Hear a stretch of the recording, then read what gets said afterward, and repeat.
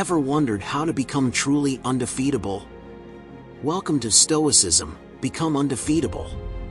Today, let's learn how the Stoic mindset can transform obstacles into opportunities and make you resilient against life's toughest battles.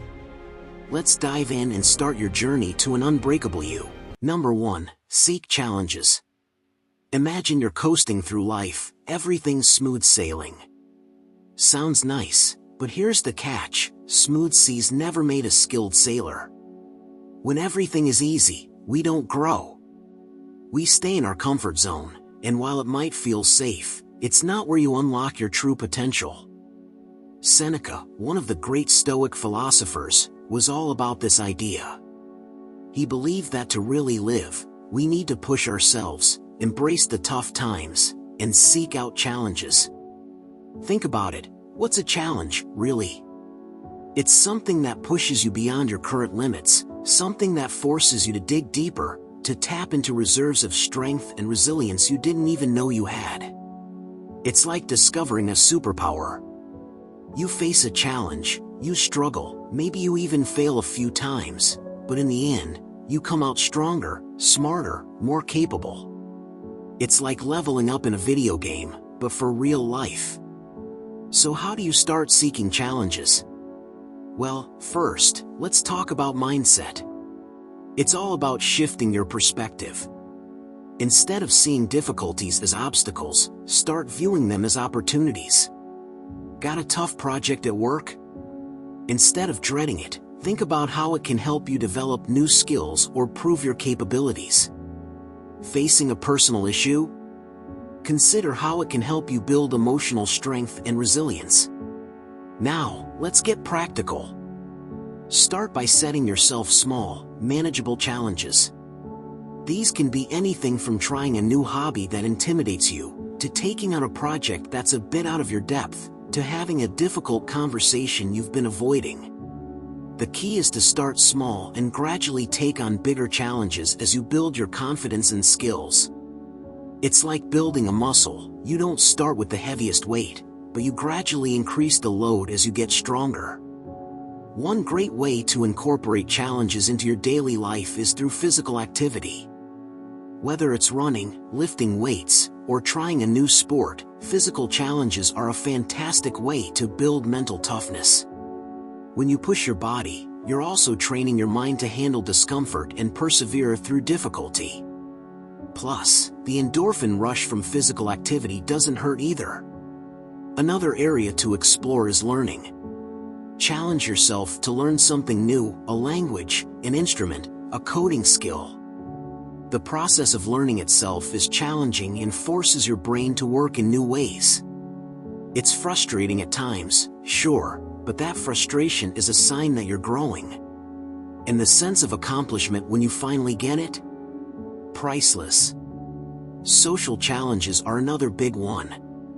Maybe it's speaking up in meetings, or making an effort to meet new people and expand your network. Social situations can be daunting, but they're also incredibly rewarding. You never know what opportunities might come from putting yourself out there. And let's not forget about emotional challenges. This might mean dealing with a tough situation head-on instead of avoiding it, or practicing vulnerability by opening up to someone you trust. Emotional resilience is a crucial part of self-mastery, and the more you practice facing your emotions, the stronger you'll become. The beauty of seeking challenges is that it creates a ripple effect in your life. The more you push yourself, the more you realize what you're capable of. You start to see obstacles not as roadblocks, but as stepping stones to greater things. It's a mindset shift that can transform your entire approach to life. So, go out there and seek those challenges. Embrace the discomfort, the struggle, the uncertainty. Because on the other side of those challenges is a stronger, more resilient, more powerful version of you. And that, my friend, is what self-mastery is all about. Number 2, choose your influence. Seneca knew that the company we keep and the things we surround ourselves with can either lift us up or drag us down. So, let's dive into how choosing your influences can be a game changer for self-mastery. First off, let's get real about people. Ever notice how you start picking up habits, phrases, or even attitudes from the folks you hang out with the most? It's like osmosis. If you're constantly around negative, cynical people, it's tough not to start seeing the world through a darker lens. But flip that script, surround yourself with positive, driven individuals, and suddenly, life feels a bit more inspiring. So, how do you choose your influence? Start with your inner circle. Who are the 5 people you spend the most time with? Think about it. Do they inspire you? Do they challenge you to be better? Or are they pulling you into their drama or negativity? It's a tough call sometimes because we care about these people. But here's the thing, self-mastery requires tough choices. It might mean spending less time with certain individuals and seeking out new connections that align with your goals and values. Let's move on to ideas. What are you feeding your mind? In today's world, we're bombarded with information from all sides: news, social media, entertainment. It's easy to get sucked into the vortex of negativity and sensationalism. Seneca would tell us to guard our minds like a fortress. Be selective about what you read, watch, and listen to. Choose content that educates, inspires, and uplifts you. This doesn't mean living in a bubble, but it does mean being mindful of what you allow into your mental space. Books, for instance, are incredible influences. The right book can change your perspective, open your mind to new possibilities, and provide wisdom that lasts a lifetime. Seneca himself was a prolific writer and reader, often turning to the works of other great philosophers for guidance. So, make a habit of reading, and not just any reading, but the kind that makes you think, question, and grow. Now, let's talk environment. The spaces we inhabit have a profound impact on our mood, productivity, and overall well-being. Cluttered, chaotic environments can lead to cluttered, chaotic minds. On the flip side, clean, organized, and inspiring spaces can boost your energy and creativity. Take a look around your home, your workspace. Are these places helping you be your best self? If not, it might be time for a little feng shui action. And let's not forget the digital environment. Our phones, laptops, and tablets are extensions of our lives. They're also major sources of influence. Curate your social media feeds. Unfollow accounts that bring you down or make you feel inadequate. Follow those that motivate you, teach you, or bring joy. Create a digital space that supports your goals and well-being. It's also important to consider the activities and habits that influence you. What do you do in your free time? Are these activities contributing to your growth or holding you back? Hobbies that challenge you, like learning a new skill or engaging in physical activity, can be great influences. They push you out of your comfort zone and help you develop resilience and discipline. Choosing your influence is about creating an ecosystem of support around you. It's about being intentional with your time, your relationships, and your mental and physical spaces. It's about recognizing that you have the power to shape your environment and, in turn, shape yourself. Remember, this isn't about perfection. It's about progress. You might not be able to change everything overnight, and that's okay. Start small. Make incremental changes. Pay attention to how these shifts impact your mindset and behavior. Over time, you'll start to see the compound effect of these positive influences. So, take a look around.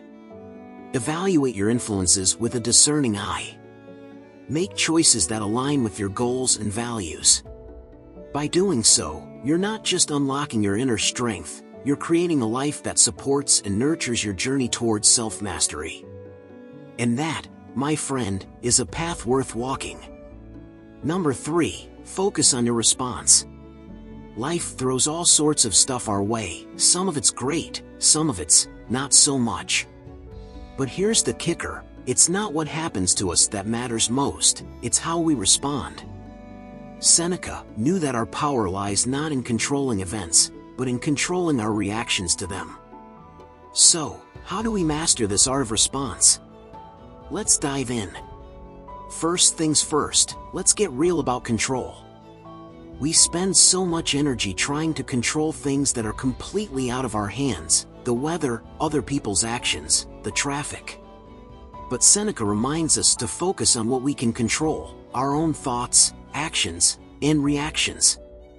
This shift in focus can be liberating. Instead of wasting energy on things we can't change, we channel it into what we can.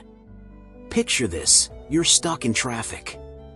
You can either rage against the gridlock, honking and cursing, or you can take a deep breath and use the time to listen to an audiobook or a podcast. Same situation, totally different outcomes based on your response. The first option leaves you stressed and frazzled, while the second could actually be enjoyable and productive. Now, let's talk about the pause. This is a game changer. When something triggers you, instead of reacting immediately, take a moment to pause. This pause is powerful. It gives you space to think, to choose how you want to respond rather than just reacting on autopilot. It's like giving yourself a moment to switch from being a marionette jerked around by emotions to being the puppeteer, in control and deliberate. In that pause, ask yourself a few key questions. Is this within my control? How do I want to handle this? What would my best self do? This tiny gap between stimulus and response is where your power lies. It's where you can turn a potential meltdown into a moment of grace and clarity. Another thing to consider is the power of perspective. Sometimes we get so caught up in the heat of the moment that we lose sight of the bigger picture. When you're feeling triggered, try to zoom out. Will this matter a week from now? A month? A year? Often, what feels monumental in the moment is just a blip on the radar of life. Keeping this perspective can help you respond with more calm and rationality. Now, let's get practical. We all have those moments where our emotions threaten to hijack our better judgment. Maybe it's an angry email from a colleague or a snide comment from a friend. Instead of firing back, try writing out your response, but don't send it. Let it sit for a while. This gives you a chance to cool off and reflect. More often than not, you'll find that your initial reaction isn't the response you want to go with. And here's a fun one: practice gratitude. It might sound a bit woo-woo, but it works. When you're feeling negative or stressed, take a moment to think about something you're grateful for. It's almost impossible to stay angry or upset when you're focused on gratitude. It's like a mental reset button, shifting your focus from what's wrong to what's right. Remember, none of this is about being perfect. It's about progress. It's about becoming more aware of how you respond and making small changes that lead to big improvements over time. Some days you'll nail it, other days, not so much. That's okay. The important thing is to keep trying, to keep practicing. So, the next time life throws you a curveball, remember, you have a choice. You can react impulsively, or you can pause, reflect, and choose a response that aligns with your best self. It's not always easy, but it's always worth it. This is where real strength lies, in the power to choose your response, to act with intention rather than react out of habit. Embrace this power, and you'll find that no matter what life throws your way, you'll handle it with grace and strength. Number 4, say yes to what matters. We live in a world that's constantly demanding our attention, pulling us in a million different directions. It's easy to get caught up in the hustle and bustle, saying yes to everything and everyone. But here's the thing: if you say yes to everything, you end up saying no to what really counts. And that's a one-way ticket to stress and burnout. So, how do we figure out what matters? It starts with getting clear on your values and priorities. What's truly important to you? Family? Health? Personal growth? Career? Once you know your priorities, you can make more intentional choices about where to focus your time and energy. It's like having a compass that guides you through the chaos. Now, let's get real for a second. Saying yes to what matters often means saying no to a lot of other things. And that's tough. We don't want to disappoint people, miss out on opportunities, or feel like we're not doing enough. But here's the secret: every no is a yes to something more important. When you say no to that extra project at work, you're saying yes to more time with your family or more time for self-care. Imagine your life as a garden. You can't plant everything, there's only so much space. If you try to plant every flower, tree, and vegetable you come across, nothing will thrive. You'll end up with a tangled mess. But if you choose a few key plants and give them the attention and care they need, you'll have a beautiful, flourishing garden. It's the same with your commitments. Focus on the ones that matter most and watch them bloom. One way to start saying yes to what matters is by setting boundaries. This can be tricky, especially if you're used to being a people pleaser. But boundaries are essential for protecting your time and energy. It's about being honest with yourself and others about what you can and can't do. And guess what? It's okay to say no. It doesn't make you a bad person, it makes you a responsible one. Let's talk about the art of prioritization. It's not just about making a to-do list, but about making a yes list. What are the top 3 things you want to focus on today? This week? This month? Keep that list front and center, and let it guide your decisions. When new opportunities or requests come up, check them against your yes list. If they align with your priorities, go for it. If not, let them go. It's about quality over quantity. Another key aspect is mindfulness. In our fast-paced world, it's easy to get caught up in doing rather than being. But taking time to pause, reflect, and be present can help you connect with what truly matters. Whether it's through meditation, journaling, or simply taking a walk in nature, find ways to slow down and tune into your inner self. Now, let's get a bit more practical. Start by doing an audit of your current commitments. Make a list of everything you've said yes to. Then, go through and ask yourself, does this align with my values and priorities? Is it adding to my life or just adding to my stress? Be ruthless. Trim the fat. Let go of the things that don't serve you. And here's the beautiful part: when you start saying yes to what matters, you'll find more joy and fulfillment in your life. You'll be able to give your best to the things that truly matter to you, rather than spreading yourself thin trying to do it all. You'll have more energy, more focus, and more peace of mind. So, there you have it. Start saying yes to what matters and watch your life transform. It's not always easy, but it's always worth it. Remember, every yes to what truly matters is a step towards a more meaningful, fulfilling life. And that, my friend, is what self-mastery is all about. Number 5. Be a master of yourself. Being a master of yourself is where the real magic happens, where you unlock your inner strength and tap into your full potential. Seneca knew that the greatest battle we face is not against external foes, but within ourselves. So, how do we become the masters of our own lives?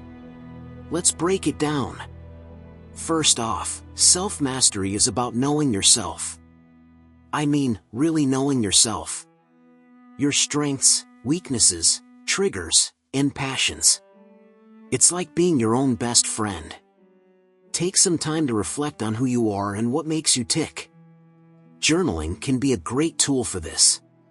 Write down your thoughts, feelings, and experiences. Over time, patterns will emerge, and you'll gain a deeper understanding of yourself. Once you know yourself, the next step is taking responsibility for your actions and reactions.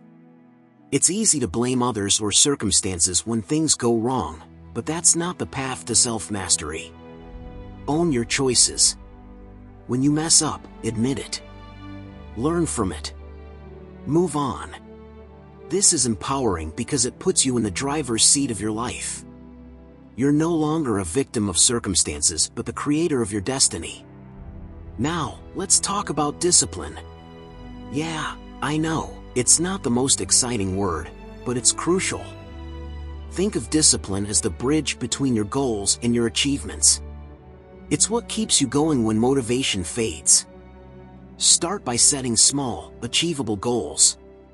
Maybe it's waking up 30 minutes earlier, exercising regularly, or cutting back on social media. Whatever it is, stick to it. Consistency is key.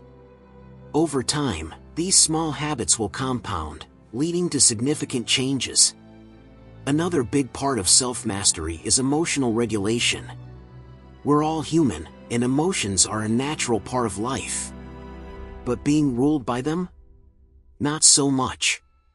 When you feel yourself getting angry, anxious, or overwhelmed, take a step back. Breathe. Count to 10. Give yourself a moment to cool off. This pause can make all the difference between reacting impulsively and responding thoughtfully. Mindfulness is another powerful tool for mastering yourself. It's about being present in the moment, fully aware of your thoughts, feelings, and surroundings. When you practice mindfulness, you create space between your thoughts and actions.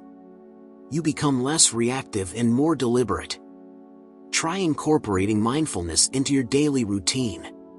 It could be through meditation, mindful eating, or simply taking a few minutes each day to sit quietly and observe your breath. Let's not forget about the power of positive self-talk. How you talk to yourself matters. If you're constantly criticizing yourself, you're going to feel pretty lousy.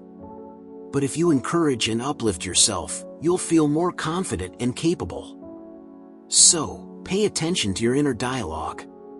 Challenge negative thoughts and replace them with positive affirmations. Treat yourself with the same kindness and compassion you would offer a friend. Now, here's a fun one: visualize your best self. Close your eyes and imagine the person you want to be. See yourself achieving your goals, handling challenges with grace, and living a fulfilling life. Visualization can be a powerful motivator, helping you stay focused and inspired. Plus, it's a great way to tap into your creativity and dream big. Lastly, remember that self-mastery is a journey, not a destination. There will be ups and downs, triumphs and setbacks. And that's okay. What matters is that you keep going. Celebrate your progress, no matter how small, and keep striving to be the best version of yourself. So, there you have it. Being a master of yourself is about knowing yourself, taking responsibility, practicing discipline, regulating your emotions, staying mindful, talking positively to yourself, and visualizing your best self. It's a continuous journey of growth and self-discovery. Embrace it, and you'll find that you have the strength, resilience, and wisdom to navigate whatever life throws your way. And that, my friend, is the essence of self-mastery. Number 6, protect your time. To start, think about your day. How much of it is truly yours? I mean, really yours. Not the time you spend on work, chores, or obligations. I'm talking about those moments where you feel like you're doing something for your soul. Chances are, those moments are pretty few and far between. Seneca would say that's a problem. Now, don't get me wrong. We all have responsibilities. But here's the kicker: we often give away our time to things that don't matter. Scrolling through social media, binge-watching TV shows we don't even enjoy that much, getting caught up in gossip or drama. It's like letting someone reach into your pocket and take your money, but worse, because you can always earn more money. Time, once it's gone, is gone for good. So, how do we guard this precious time? Start by being brutally honest with yourself. Look at your daily routine and pinpoint where you're losing time. Is it in the morning when you hit the snooze button 5 times? Is it during lunch when you scroll aimlessly through your phone? Identify these black holes and take action. One way to reclaim your time is by setting boundaries. say no more often. This can be tough, especially if you're a people pleaser. But saying no to others sometimes means saying yes to yourself.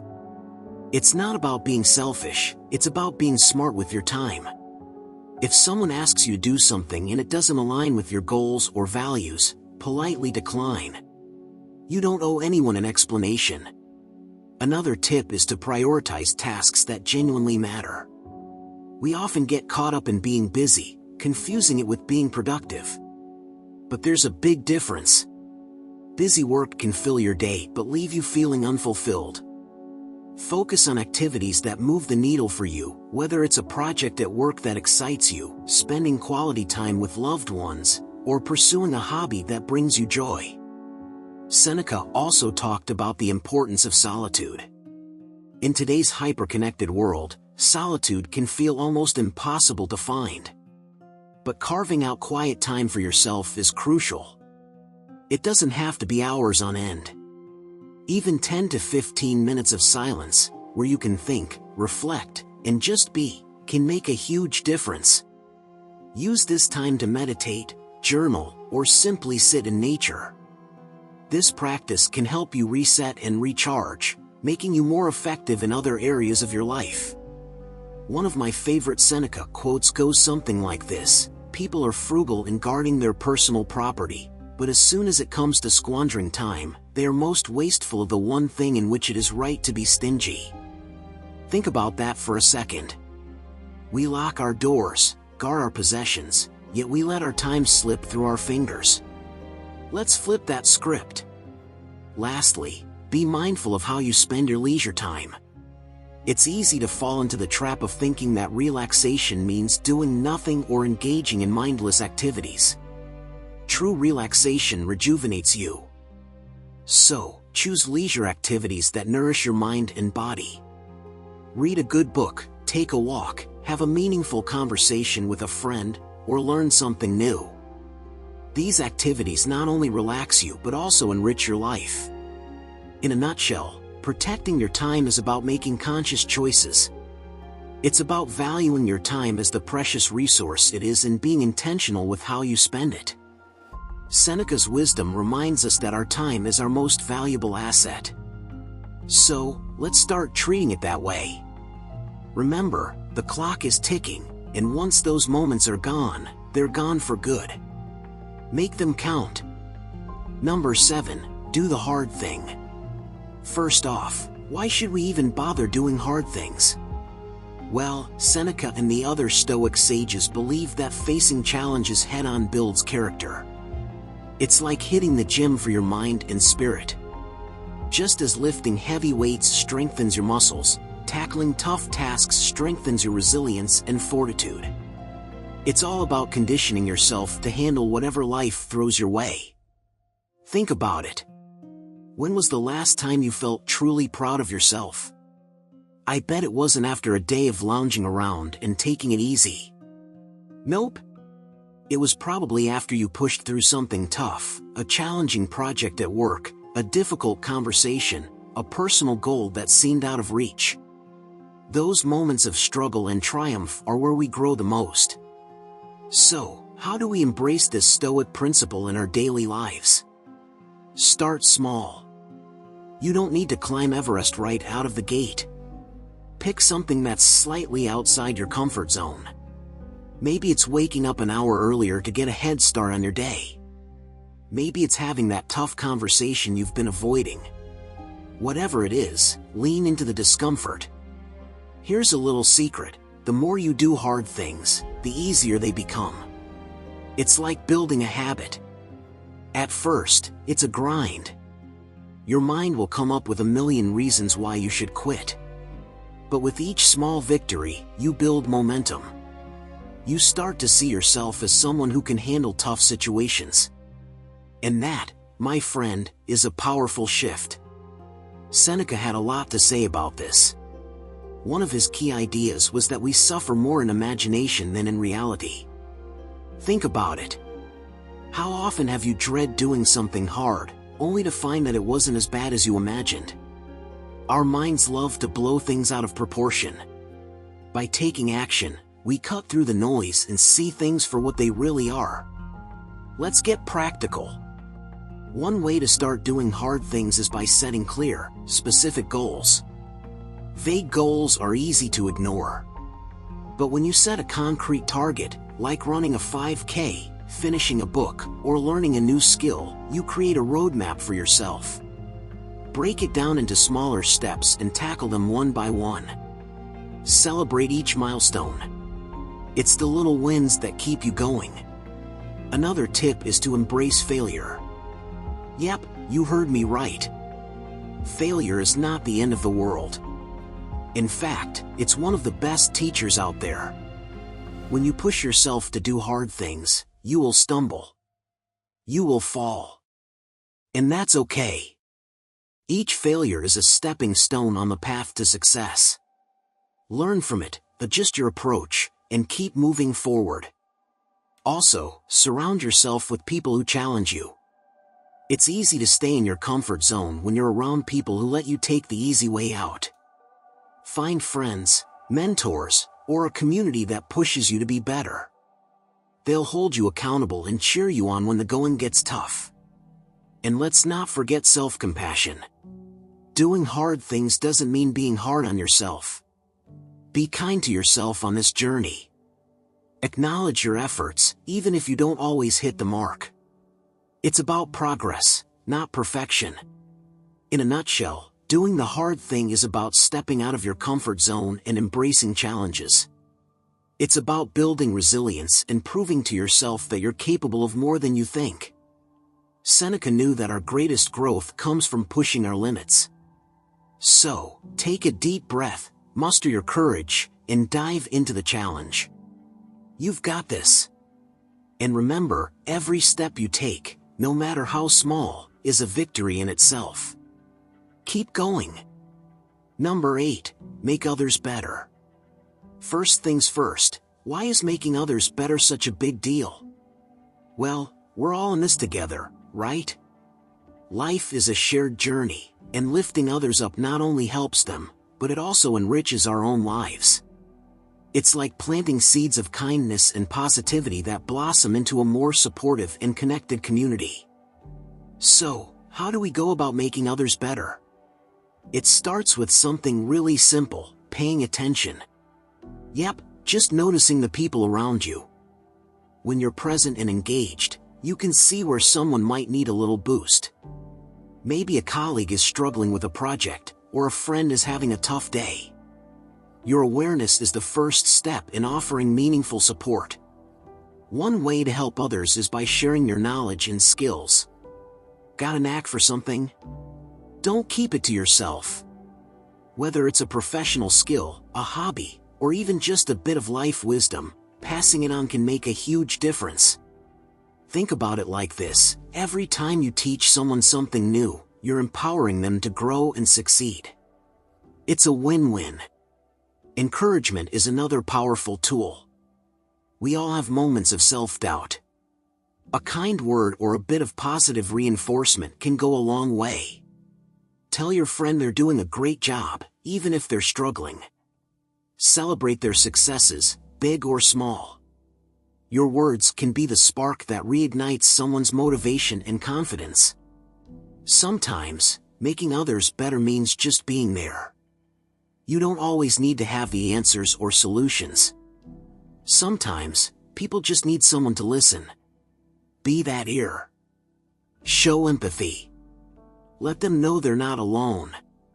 Your presence can be a source of comfort and strength.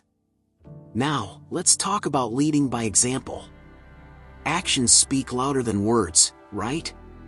When you strive to be the best version of yourself, it inspires others to do the same. Show kindness, integrity, and resilience in your daily life. People notice these things. Your behavior sets a standard and can motivate others to rise to the occasion. Another angle to consider is giving constructive feedback. This one's a bit tricky because it needs to be done with care. But when done right, it can be incredibly beneficial. Offer feedback that's specific, actionable, and wrapped in positivity. The goal is to help someone improve, not to bring them down.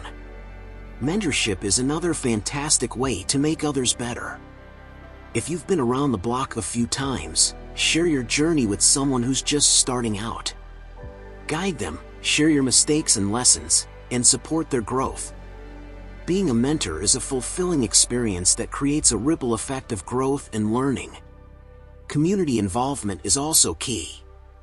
Get involved in your local community, volunteer, or join groups that align with your passions. Making a positive impact on a larger scale not only helps others but also connects you with like-minded individuals who share your values. Finally, let's talk about kindness. Simple, everyday kindness. Holding the door open, saying thank you, offering a smile, these small acts can have a big impact.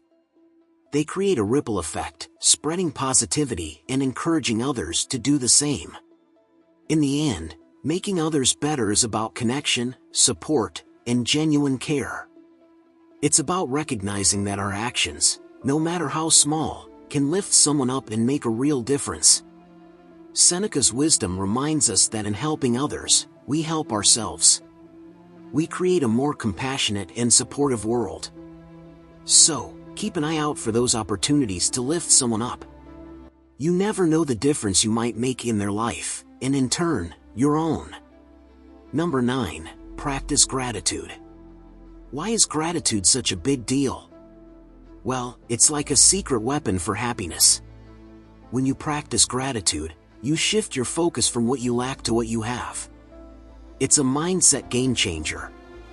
Imagine starting your day thinking about all the good things in your life. It sets a positive tone and can make even the roughest days a bit brighter. So, how do you get started with practicing gratitude? Begin small. You don't need a grand gesture. Keep a gratitude journal. Grab a notebook and jot down 3 things you're grateful for each day. It could be anything: your morning coffee, a kind word from a friend, or even just a moment of peace. The key is consistency. Over time, this simple practice can help rewire your brain to look for the good in every situation. But let's not stop there. Take it a step further by expressing your gratitude to others. When someone does something nice for you, tell them how much you appreciate it. A heartfelt thank you can go a long way. It not only makes the other person feel good but also strengthens your relationship. Think of it as spreading a little bit of joy. Another great way to practice gratitude is to reflect on your challenges and how they've helped you grow.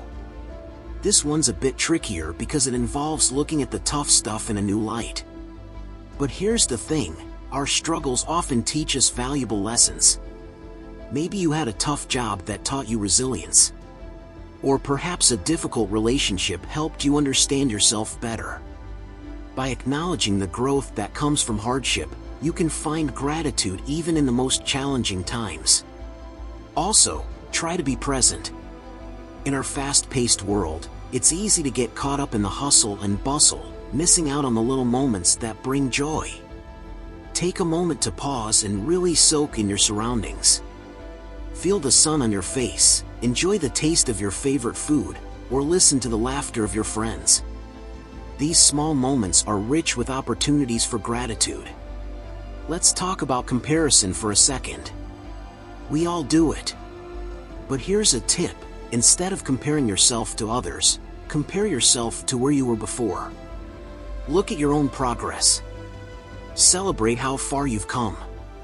It's easy to get caught up in what others have, but focusing on your own journey can bring a deeper sense of satisfaction and gratitude. Incorporate gratitude into your daily routines. Maybe it's a moment of reflection while you brush your teeth, or a few minutes of gratitude meditation before bed. Find what works for you and make it a habit.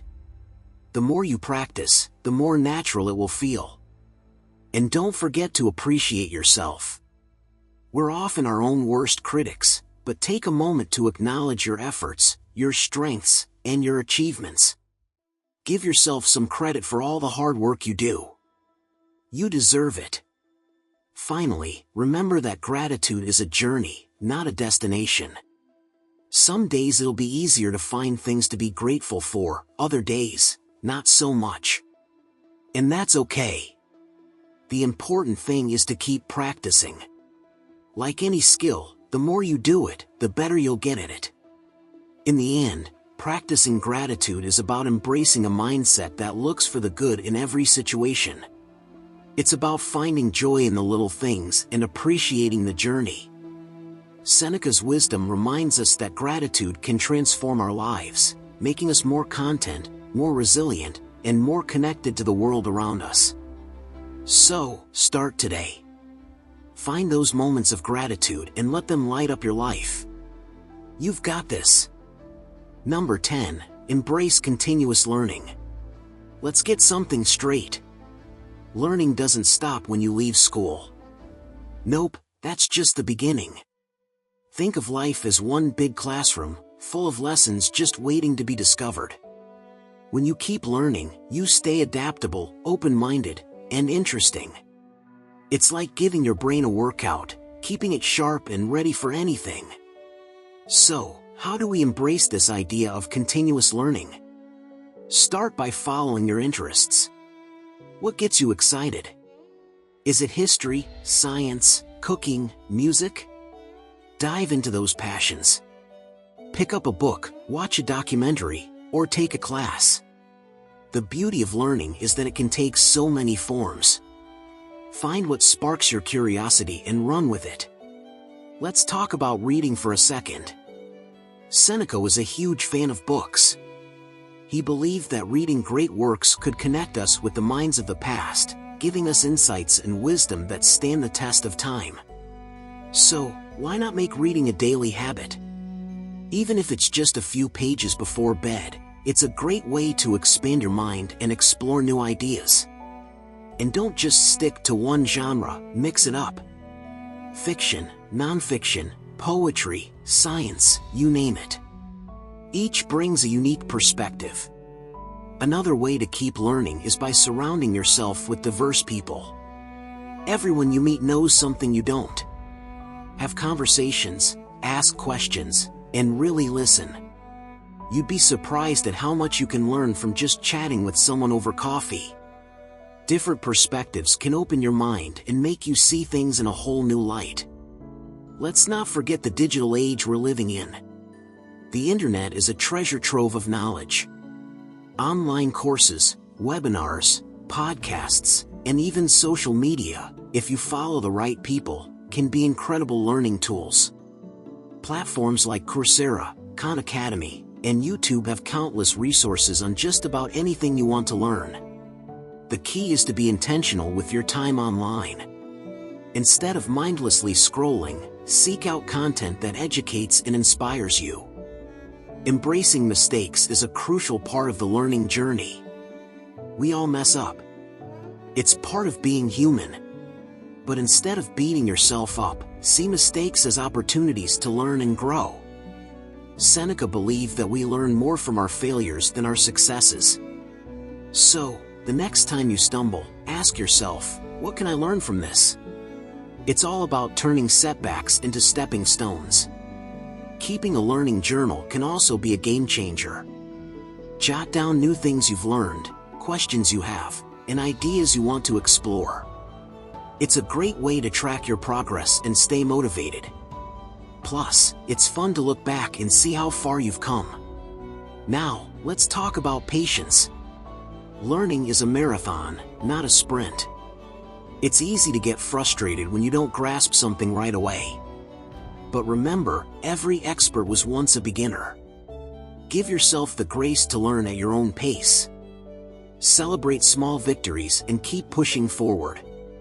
Finally, let's embrace the idea that learning is about growth, not perfection. It's not about knowing everything, it's about being open to discovering new things. It's about cultivating a mindset that's always curious, always seeking, and always ready to learn. Seneca's wisdom reminds us that the more we learn, the more we realize how much we don't know, and that's a beautiful thing. So, let's make a pact to never stop learning. Let's explore, question, and grow. Whether it's picking up a new hobby, diving into a subject that fascinates us, or simply staying curious about the world around us, let's keep that flame of curiosity burning bright. Here's to a lifetime of learning and the endless possibilities it brings. You've got this. Number 11. Cultivate a robust mindset. What does it mean to have a robust mindset? It's about being strong in the face of adversity. It's about bouncing back when life throws curveballs. Imagine your mind as a fortress, solid, unshakable, and ready to withstand any storm. Sounds pretty cool, right? So, how do we start building this mental fortress? One way is by embracing challenges. Life isn't always smooth sailing. There will be bumps, detours, and outright roadblocks. Instead of dreading these obstacles, see them as opportunities to grow. Every challenge is a chance to flex your mental muscles. It's like hitting the gym for your mind. Another key is to focus on what you can control. Seneca was big on this. There's so much in life that's out of our hands, other people's actions, the weather, the economy. Worrying about these things is like trying to control the wind. Instead, direct your energy toward what you can change, your actions, your responses, your attitude. This shift in focus can be incredibly empowering. Next, let's talk about self-talk. The way you talk to yourself matters. If you're constantly beating yourself up, it's like dragging around a heavy anchor. Instead, try to be your own biggest cheerleader. When you face a tough situation, remind yourself of your strengths and past successes. Tell yourself you've got this. Positive self-talk can be a game changer. Mindfulness is another tool in the robust mindset toolkit. Being present helps you stay grounded. When you're caught up in worries about the future or regrets about the past, you're missing out on the now. Take a few moments each day to breathe, meditate, or simply notice your surroundings. This practice can help you stay calm and centered, even in the midst of chaos. Now, let's get real about failure. It happens to everyone. Seneca would say it's not the failure itself that defines you, but how you respond to it. When things don't go as planned, take a deep breath and ask, what can I learn from this? Every failure is a lesson in disguise. It's a stepping stone on the path to success. Surrounding yourself with positive influences is also crucial. The people you spend time with can have a big impact on your mindset. Seek out friends and mentors who uplift and inspire you. Engage in conversations that challenge you and make you think. Positive relationships can provide a solid support system when the going gets tough. Let's not forget about self-care. A robust mindset isn't just about mental strength, it's also about taking care of your physical and emotional well-being. Get enough sleep, eat nourishing foods, exercise regularly, and take time to relax and recharge. When you take care of your body, your mind benefits too. Visualization can be a powerful technique. Picture yourself overcoming obstacles, achieving your goals, and handling challenges with grace. This mental rehearsal can build confidence and prepare you for real-life situations. It's like a dress rehearsal for your mind. Lastly, practice gratitude.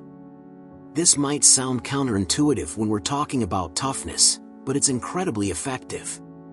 Gratitude shifts your focus from what's wrong to what's right. It helps you see the positives, even in difficult times. Make it a habit to reflect on what you're grateful for each day. It's a simple practice that can make a big difference. In a nutshell, cultivating a robust mindset is about building resilience, staying positive, and focusing on what you can control. It's about seeing challenges as opportunities, learning from failures, and taking care of yourself along the way. Seneca's wisdom reminds us that our minds are our greatest assets. So, let's strengthen them, nurture them, and watch how they transform our lives. You've got this, and every step you take toward a stronger mindset is a step toward a more empowered and fulfilling life. Number 12, embrace vulnerability. Once again, let's start with a question. What does it mean to be vulnerable? It's about being open and honest about your feelings, your fears, and your struggles. It's about dropping the mask and letting people see the real you, warts and all. Now, this can be scary. Really scary. But it's also incredibly liberating. Think about it. When you let yourself be vulnerable, you're showing tremendous strength. You're saying, "This is who I am, and I'm not afraid to show it." It takes guts to be that open. And here's the kicker, vulnerability is what makes real connections possible. When you share your true self with others, you invite them to do the same. It's like breaking down walls and building bridges at the same time. So, how do you start embracing vulnerability? Begin by acknowledging your feelings. Sounds simple, right? But we often push our emotions aside, especially the uncomfortable ones. Instead of burying them, take a moment to sit with your feelings. Feel them fully. This is the first step toward being vulnerable with others. Next, practice being honest about your struggles. You don't have to air all your dirty laundry to everyone you meet, but try sharing a bit more with people you trust. Maybe tell a friend about a tough day you had, or open up to a family member about something that's been on your mind. It's about creating deeper, more authentic connections. Now, let's talk about the fear of judgment. This is a biggie. We worry that if we show our true selves, people will judge us. But here's the thing, people are often more understanding and compassionate than we give them credit for. And those who judge? Well, their opinions probably aren't worth stressing over anyway. Remember, vulnerability is about being true to yourself, not about pleasing everyone else. Another way to embrace vulnerability is by asking for help. This one can be tough, especially if you're used to being the strong, independent type. But asking for help doesn't make you weak. It makes you human. We all need a hand sometimes, and reaching out can bring you closer to others. Plus, it gives others the opportunity to support you, which can be a gift in itself. Let's flip the script a bit. Think about a time when someone else was vulnerable with you. How did it make you feel? Chances are, you felt honored that they trusted you enough to share their true self. Vulnerability can deepen relationships and create a sense of mutual respect and empathy. One of Seneca's teachings is about understanding our own mortality and limitations. Embracing vulnerability fits right into this. It's about accepting that we're not perfect, that we don't have it all together all the time, and that's okay. In fact, it's more than okay, it's what makes us beautifully human. Now, let's add some burstiness to this idea. Imagine you're at a party. You could stick to safe, surface-level topics, weather, sports, latest TV shows. Or you could dive deep. Share a personal story, a recent challenge, or a dream you're working towards. Sure, it's riskier, but it's also way more interesting. People remember those conversations.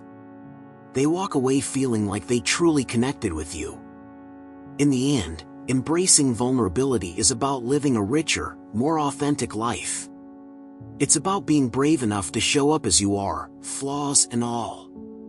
Seneca's wisdom reminds us that our true strength lies not in our invincibility, but in our ability to be open, honest, and real. So, let's take off the masks, drop the shields, and let our true selves shine. You might be surprised at how powerful and freeing it can be. Number 13, cultivate resilience through adversity. To start, let's talk about what resilience really means. It's not just about bouncing back from hard times. It's about growing through them. It's about taking those hits, learning from them, and coming out the other side even stronger. Imagine you're a tree in a storm. The wind might bend you, but if your roots are deep and strong, you won't break. That's resilience. So, how do we cultivate this kind of resilience? Start by embracing the idea that adversity is a part of life. It's not something to be feared or avoided. In fact, Seneca believed that facing challenges head-on is essential for growth. When you encounter a tough situation, don't shy away. Lean into it. See it as an opportunity to build your strength and character. One way to build resilience is by changing your perspective. When something goes wrong, it's easy to get stuck in a negative mindset. But what if you flip the script? Instead of seeing problems as obstacles, see them as puzzles to solve. Each challenge is a chance to learn something new about yourself and the world. It's all about mindset. Let's get practical. When you're in the thick of a tough time, break it down. Focus on what you can control and let go of what you can't. This is classic Stoic advice. By zeroing in on what you can actually change, you reduce stress and feel more empowered. It's like cleaning up a messy room one corner at a time. Slowly but surely, you make progress. Another tip is to build a support system. Resilience doesn't mean going it alone. Lean on your friends, family, or a mentor when things get tough. Share your struggles and listen to their perspectives. Sometimes, just knowing you're not alone can make a world of difference. Plus, others can offer insights and advice that you might not have considered. Don't underestimate the power of self-care.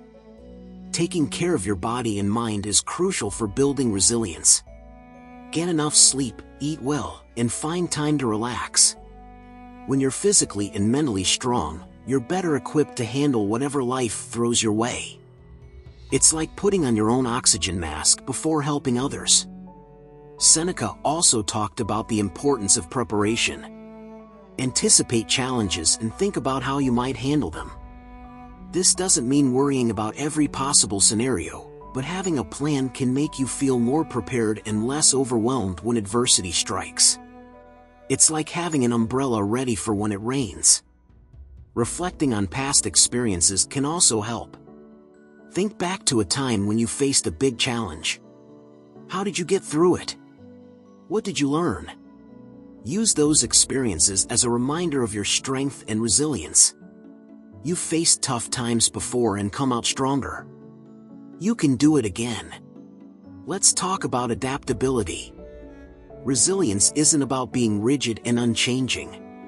It's about being flexible and adaptable. When things don't go as planned, adjust your course. Be like water, flowing around obstacles and finding a new path. This flexibility allows you to navigate challenges more smoothly and come up with creative solutions. Lastly, keep a sense of humor. Sometimes, life throws you curveballs that you just have to laugh at. Finding humor in tough situations can lighten the load and give you a fresh perspective. It's a reminder not to take everything too seriously and to find joy even in difficult times. In the end, cultivating resilience through adversity is about embracing challenges, learning from them, and growing stronger. It's about having a mindset that sees opportunities in obstacles and being adaptable in the face of change. Seneca's wisdom teaches us that our true strength comes not from avoiding adversity but from facing it with courage and grace. So, let's dig deep, stand tall, and weather those storms with resilience and a smile. You've got this.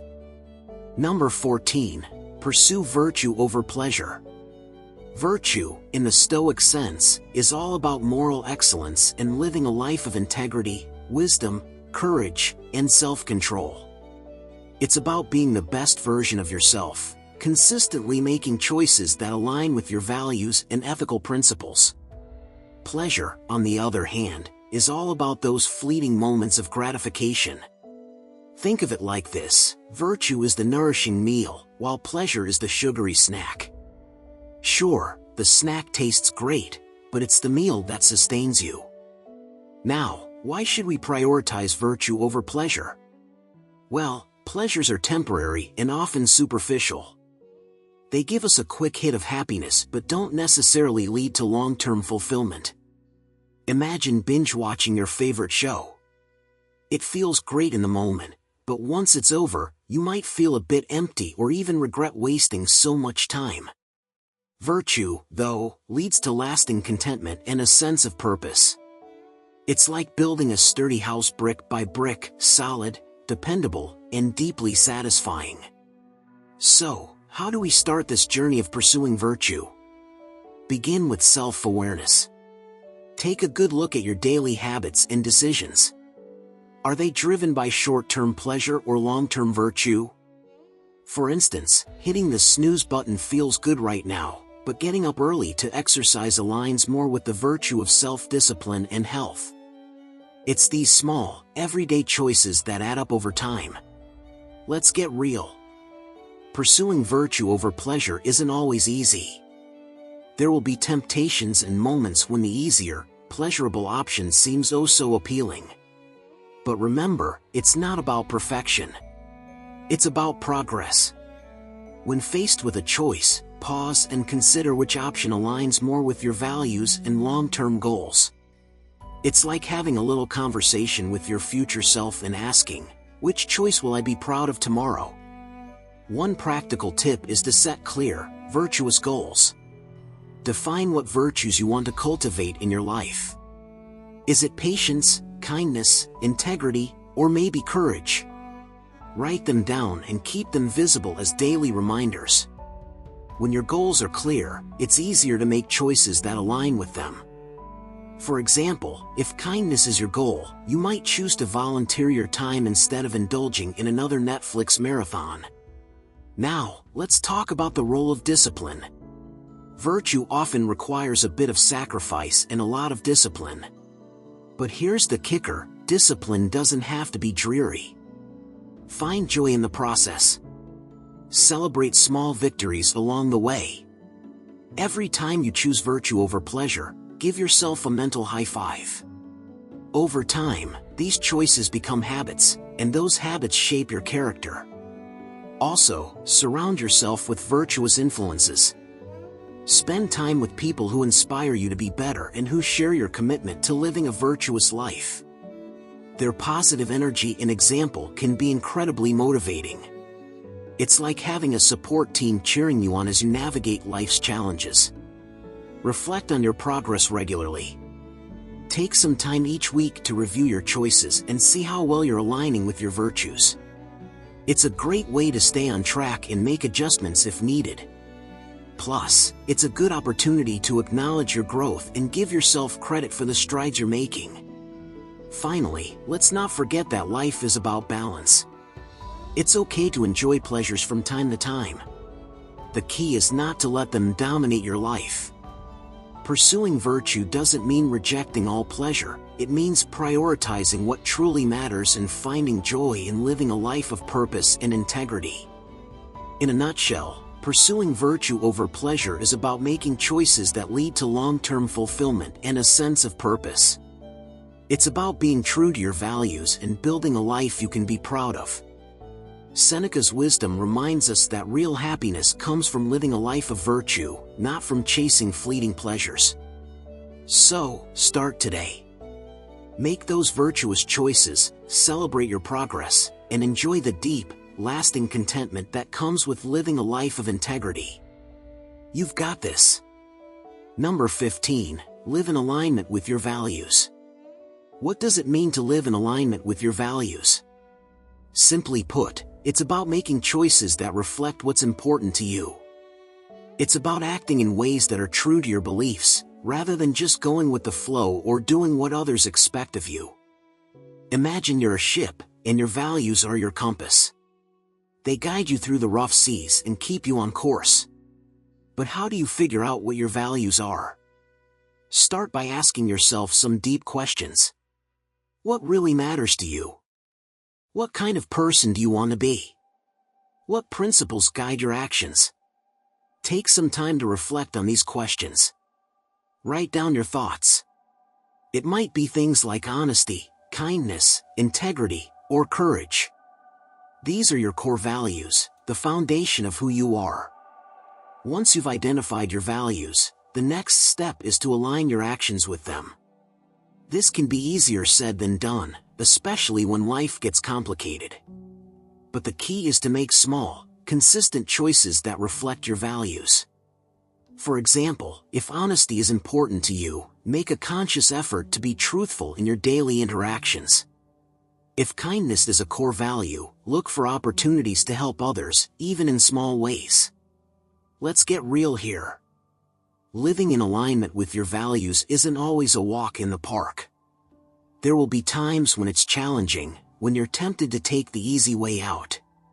Maybe you're faced with a tough decision at work, or a personal relationship is testing your patience. In these moments, take a step back and ask yourself, is this in line with my values? This simple question can help you stay true to yourself, even when the going gets tough. One practical tip is to set boundaries that protect your values. If family time is a priority, make sure you're not letting work encroach on it.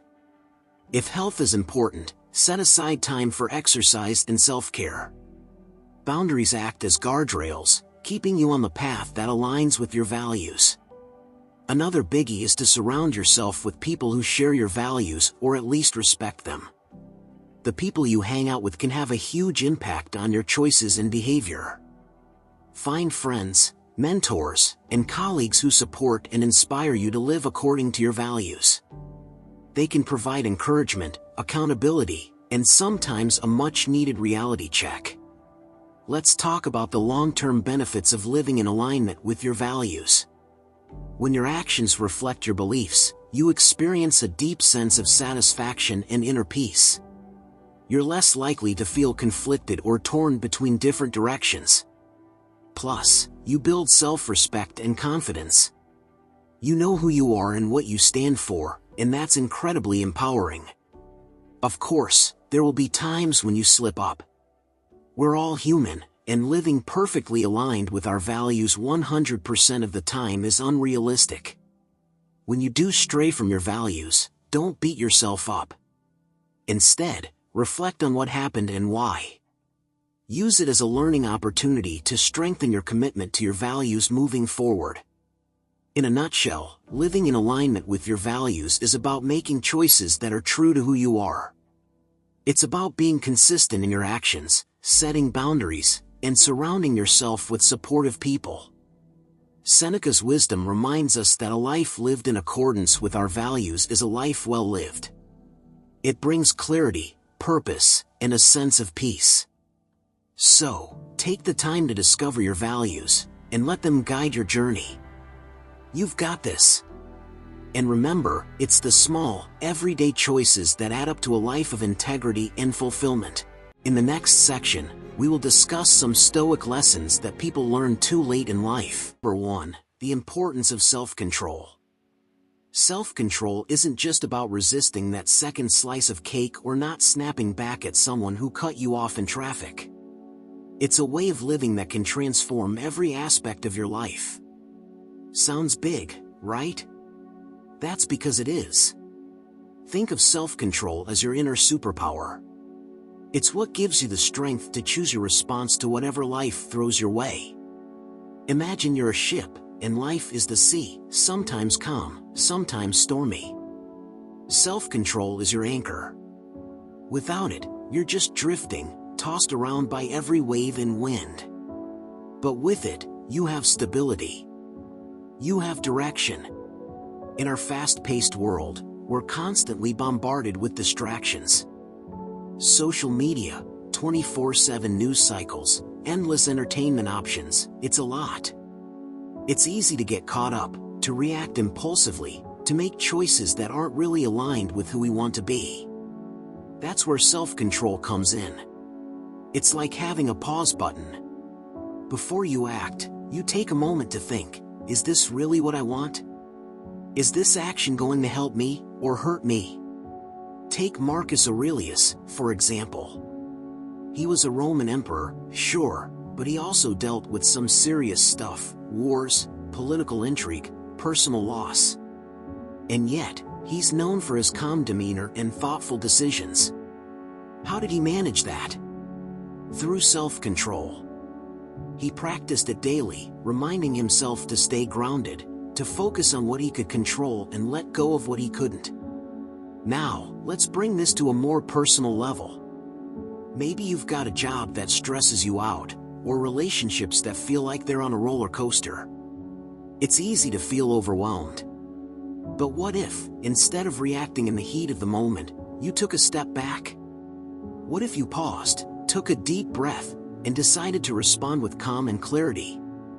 It might sound simple, but it's incredibly powerful. Self-control helps you build better habits, too. Want to get in shape? It's not just about hitting the gym once. It's about consistently making choices that support your health, eating well, getting enough sleep, staying active. And yes, sometimes that means saying no to things that don't serve your goals. It's not always easy, but it's always worth it. And here's another thing, self-control isn't about depriving yourself. It's about empowerment. When you practice self-control, you're taking charge of your life. You're deciding what kind of person you want to be and taking steps to become that person. It's incredibly liberating. Think of it like this, life will always have ups and downs. You can't control everything that happens to you, but you can control how you respond. And that response can change everything. When you practice self-control, you're not just reacting to life, you're actively shaping it. In the end, self-control is about freedom.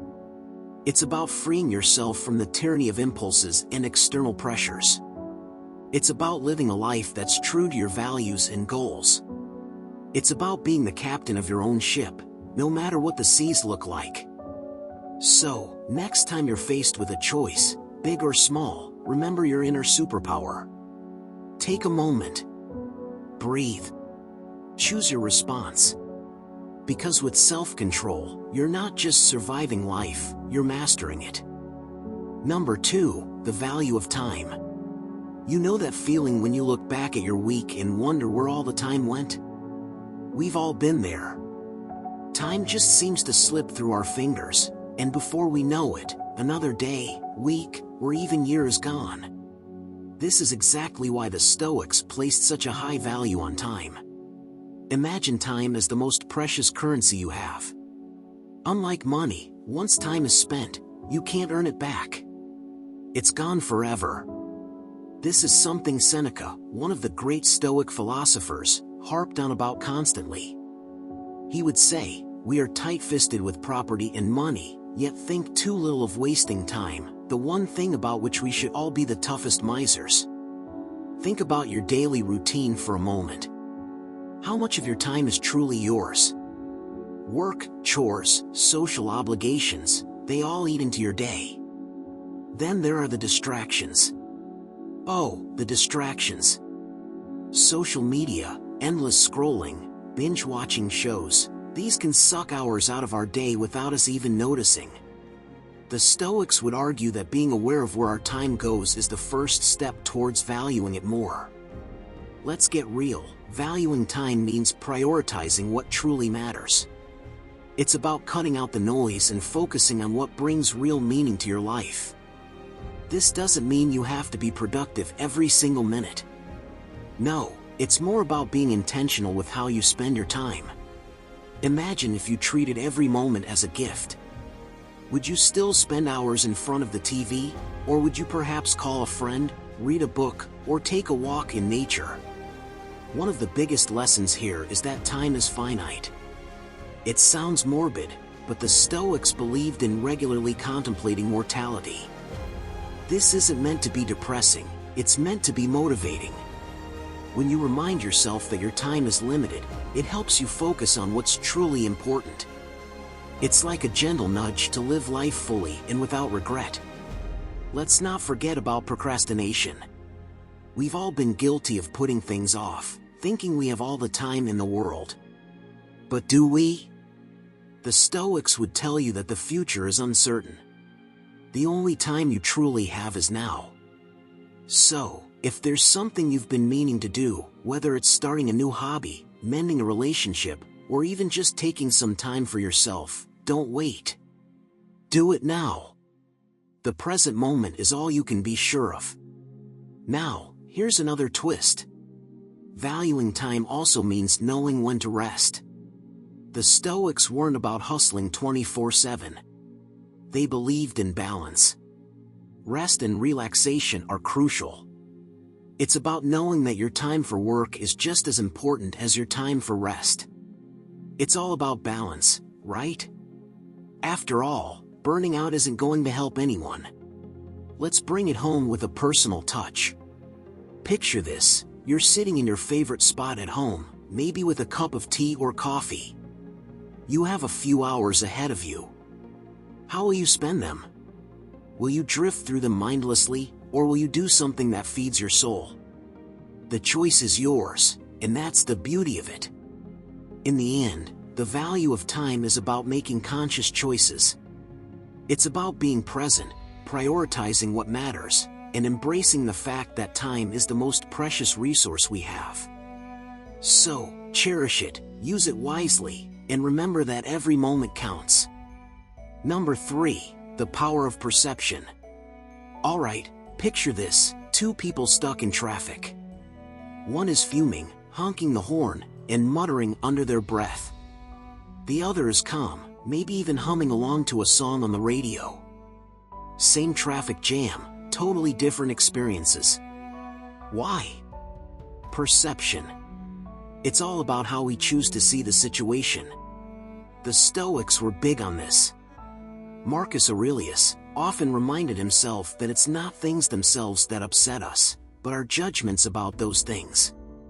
Think about it. We can't always control what happens to us, but we can control how we perceive and react to those events. This idea is like a superpower if you think about it. Imagine you've just had a rough day at work. Your boss was unreasonable, your workload was overwhelming, and nothing seemed to go right. You could go home, replay every annoying moment in your head, and let the stress consume you. Or, you could take a deep breath, acknowledge that today was tough, and then decide to let it go, maybe even find a silver lining. Perhaps you learned something new or realized what doesn't work and can adjust for the future. It's all in how you frame it. Let's talk about Epictetus, another Stoic philosopher.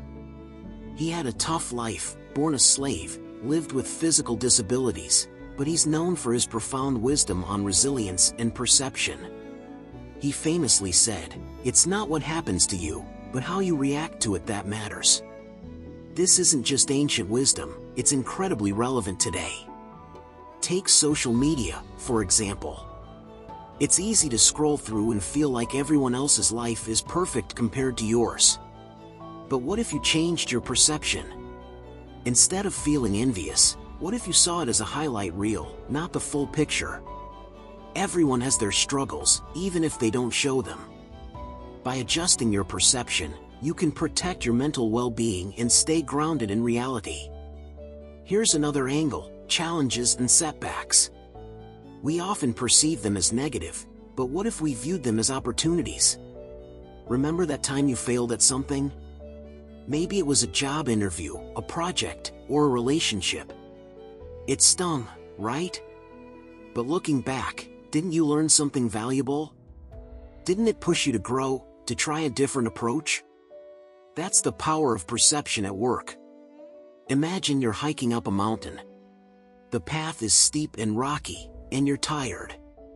You could focus on how tough the climb is, or you could look around, take in the beauty, and appreciate each step that brings you closer to the summit. Same hike, different experience, all based on perception. One more thing: perception isn't about ignoring reality or being overly optimistic. It's about seeing things clearly and choosing the most empowering interpretation.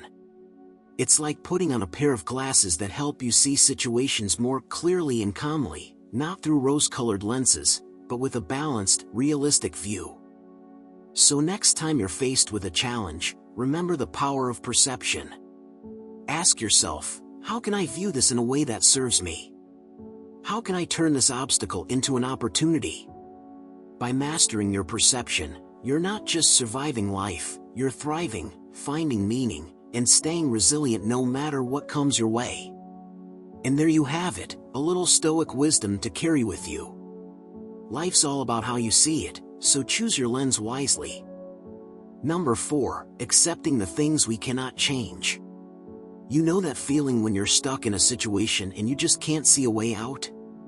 Maybe it's a job that's driving you nuts, a relationship that's going through a rough patch.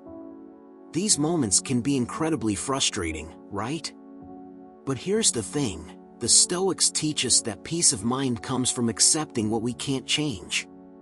Picture this, you're caught in a rainstorm without an umbrella. Now, you can curse the skies and get soaked in misery, or you can dance in the rain. It's all about how you respond. The rain isn't going to stop just because you're upset about it. This is the essence of accepting things you can't change. It's about letting go of resistance and finding a way to be okay with what is. Life is full of these moments where we face the uncontrollable. The key isn't our response. Seneca had a great way of putting it, it's not what happens to you, but how you react to it that matters. This isn't just about being passive. It's about being proactive in the way you choose to perceive and react to life's curveballs. Think about relationships.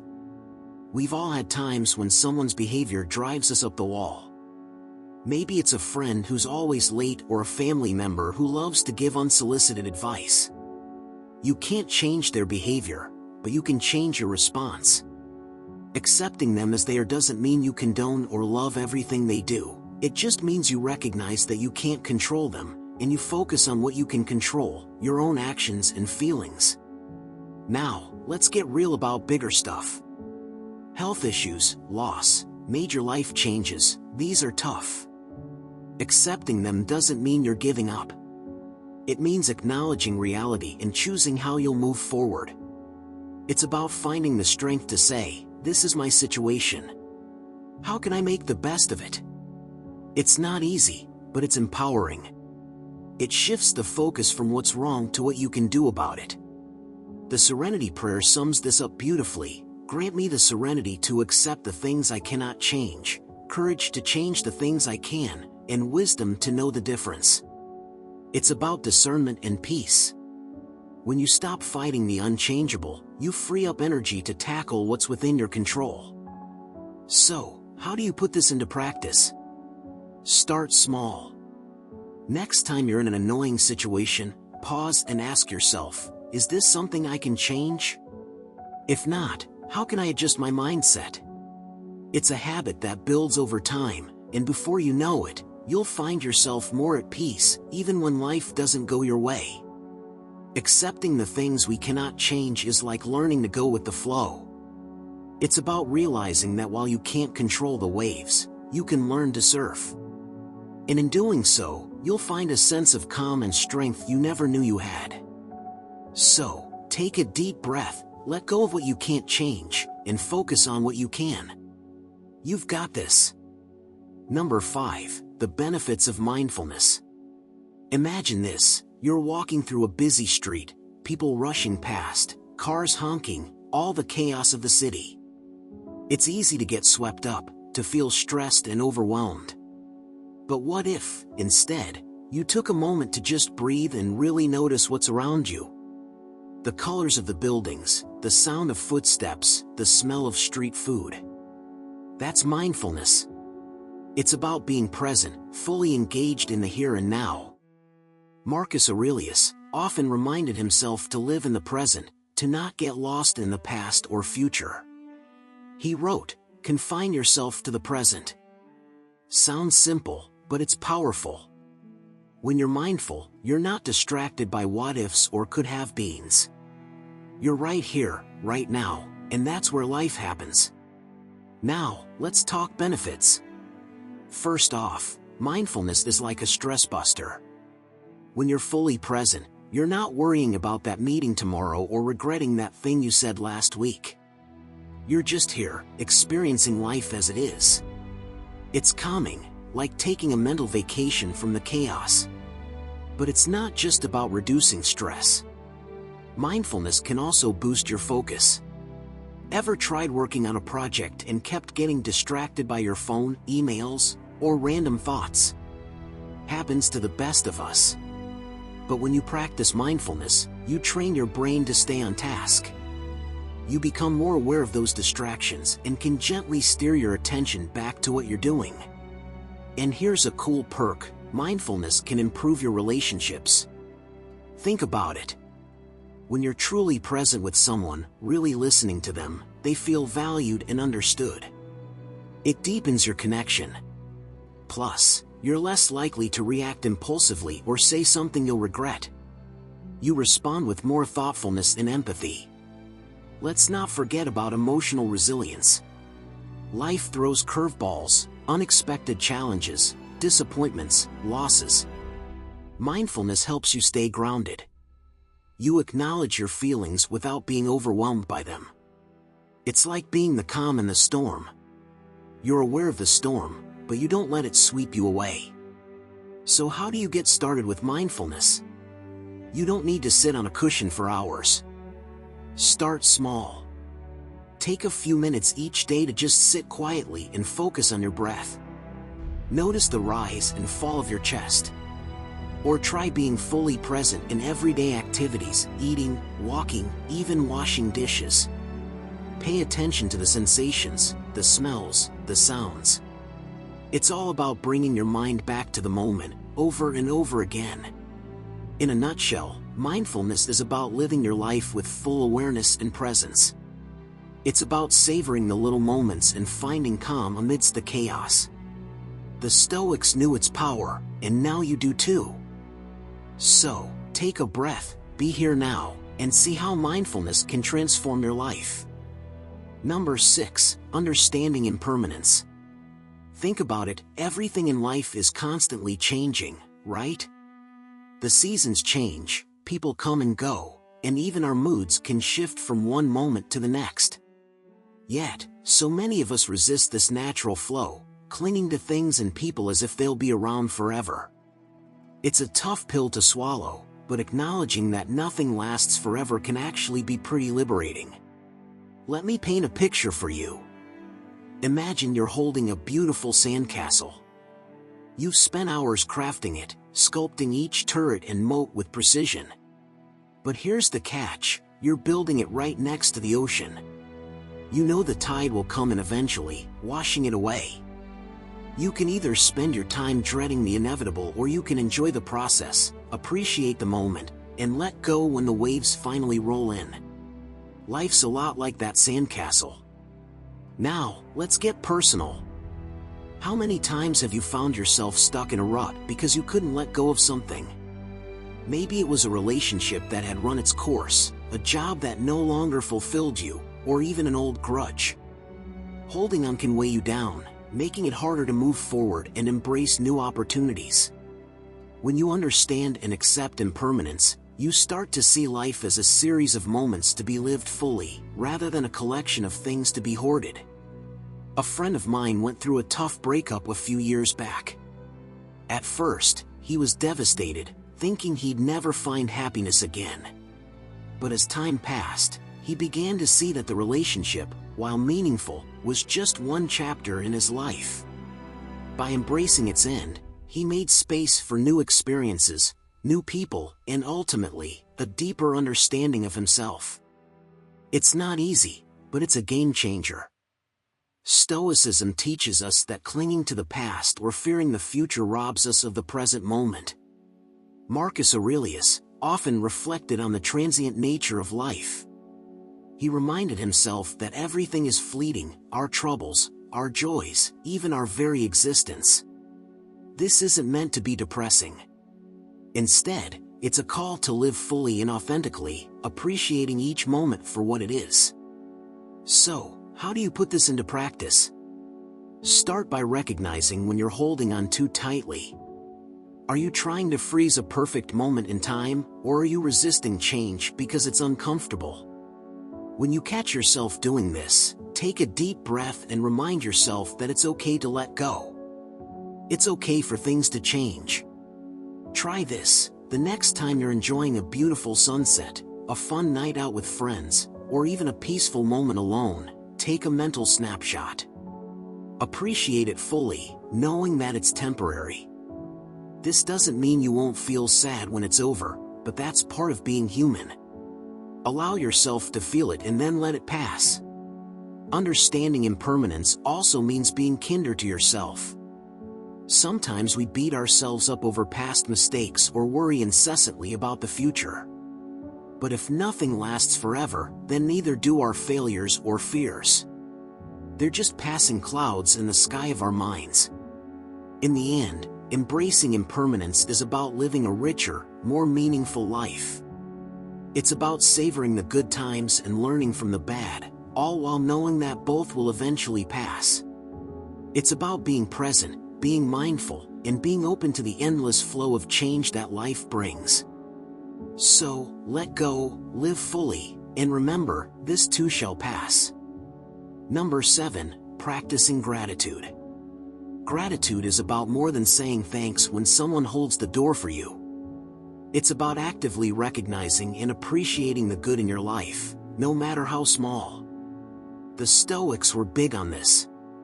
They believed that by focusing on what you have rather than what you lack, you can cultivate a deeper sense of contentment. Think about it, how often do we get caught up in chasing the next big thing? A promotion, a new gadget, the perfect relationship?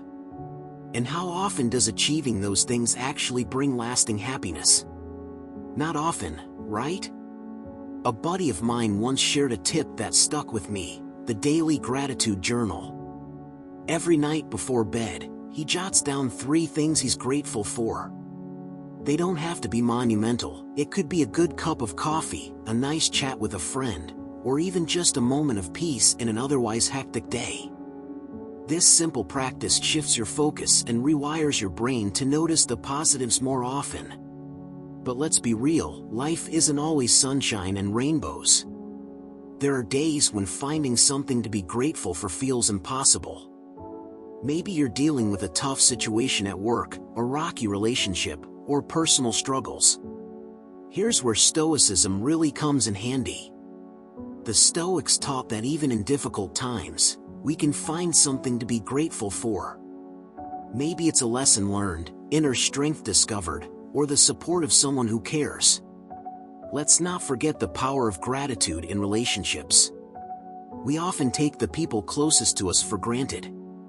By actively expressing appreciation, a kind word, a thank you, or a thoughtful gesture, we not only make them feel valued but also strengthen our connections. Next time you're with a loved one, try this: look them in the eye and tell them one thing you're grateful for about them. Watch how their face lights up. It's magic. And here's another twist: being grateful for challenges. Yep, you heard me right. The Stoics believed that every obstacle is an opportunity for growth. That tough project at work? It's a chance to sharpen your skills. That argument with a friend? An opportunity to understand them better and deepen your bond. It's all about flipping the script and seeing the hidden benefits in every situation. So, how do you start practicing gratitude? Begin with small steps. Maybe it's that gratitude journal I mentioned earlier. Or perhaps it's taking a few minutes each day to reflect on what's going right in your life. Whatever method you choose, stick with it. Over time, you'll notice a shift. You'll start to see the world through a lens of abundance rather than scarcity. In the end, practicing gratitude isn't about ignoring life's hardships. It's about recognizing and celebrating the good amidst the chaos. It's about training your mind to focus on the positives, which in turn can boost your overall well-being and happiness. So, start today. Look around, take stock of your blessings, and let gratitude fill your heart. It's never too late to learn this life-changing lesson. Number 8, the strength and resilience. You know, one thing I've learned the hard way is just how powerful resilience really is. It's something people often don't fully appreciate until they've faced a few storms in life. I mean, it's easy to think resilience is just about toughing it out, right? But it's so much deeper than that. Picture this: you're cruising along, life's good, then bam! Something hits you out of nowhere. Maybe it's a job loss, a breakup, or some other curveball. Suddenly, everything feels like it's falling apart. It's in these moments that resilience kicks in. It's not just about standing tall in the face of adversity, it's about bending without breaking, like a tree in the wind. It's that ability to adapt, to find a way through, even when the path isn't clear. Now, let's dig a little deeper. Resilience isn't just a trait you're born with or without. It's like a muscle you can build over time. Every challenge, every setback, is like a workout for your resilience muscle. And just like in the gym, the more you work it, the stronger it gets. Think about it, the first time you face a major life challenge, it's like trying to lift a heavy weight for the first time. It feels impossible. But with each challenge, each lift, you get a bit stronger, a bit more capable. But here's the kicker, resilience isn't about going it alone. It's about knowing when to lean on others, when to seek support, and when to give yourself a break. Sometimes, the strongest thing you can do is ask for help. There's a kind of quiet strength in admitting you can't do it all on your own. We often think of resilience as solitary, but really, it's about community, connection, and support. Imagine you're walking through a forest. Suddenly, you hit a swamp. Now, you could freak out, try to run through it, and end up sinking deeper. Or, you could pause, assess your surroundings, and find a way around it, even if it means taking a longer path. That's resilience, not rushing headlong into the mess, but finding a smarter, more sustainable way forward. And let's not forget the emotional side of things. Resilience isn't about suppressing your emotions, it's about understanding and managing them. It's okay to feel scared, sad, or angry. What matters is how you deal with those feelings. Do you let them overwhelm you, or do you use them as fuel to keep moving? In the end, resilience is about growth. Each challenge you overcome adds to your strength. It's about transforming pain into wisdom, setbacks into comebacks. And that's something you carry with you, a quiet confidence that no matter what life throws your way, you can handle it. So, embrace your inner Stoic, flex that resilience muscle, and remember, every challenge is just another opportunity to grow stronger. Number 9. The necessity of self-reflection. You know, if there's one thing that often hits us like a ton of bricks later in life, it's the importance of self-reflection. Seriously, how many times have you looked back and thought, wow, if only I'd taken a moment to really think that through? It's wild how much clearer things become in hindsight. Let's break it down. Life moves fast, like, super fast. We're always hustling, work, family, social commitments. It's easy to get caught up in the whirlwind and just go with the flow. But here's the thing, without pausing to reflect, we can end up running in circles. Self-reflection is like hitting the pause button. It's that moment where you step back and take a good, hard look at where you are, where you've been, and where you're heading. Think about it like this. Imagine you're on a road trip without a map. You're driving, enjoying the scenery, but eventually, you realize you're lost. Self-reflection is your GPS. It helps you figure out if you're on the right path or if you need to make a turn somewhere. But here's the kicker, self-reflection isn't just about pondering your life's direction.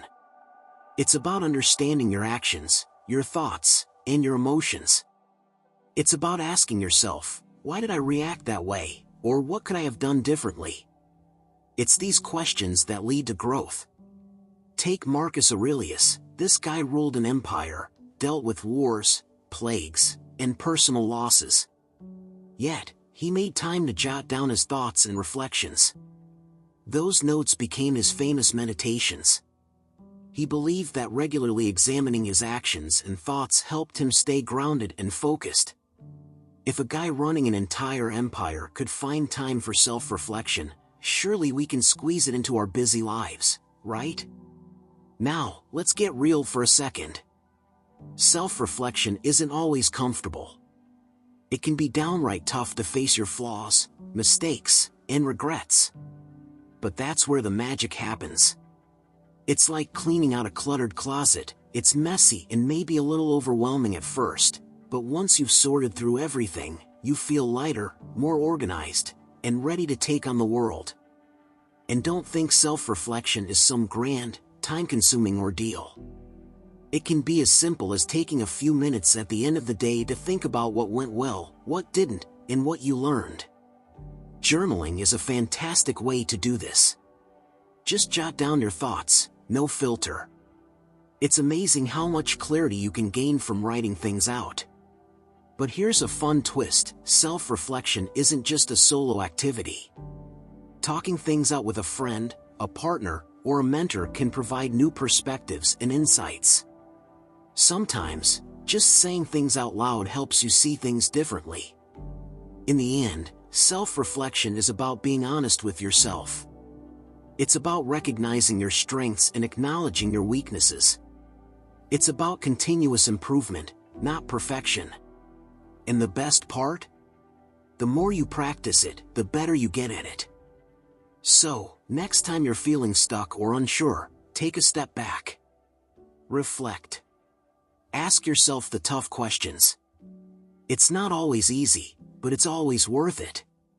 After all, the better you know yourself, the better equipped you are to navigate this crazy journey called life. Embrace the power of self-reflection and watch your life transform. Number 10. The significance of purpose. Next, let's talk about something super important that often gets overlooked until later in life: purpose. Yeah, that big, sometimes elusive thing that gives our lives direction.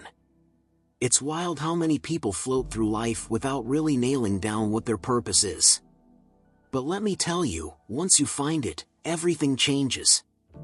Imagine you're on a ship in the middle of the ocean.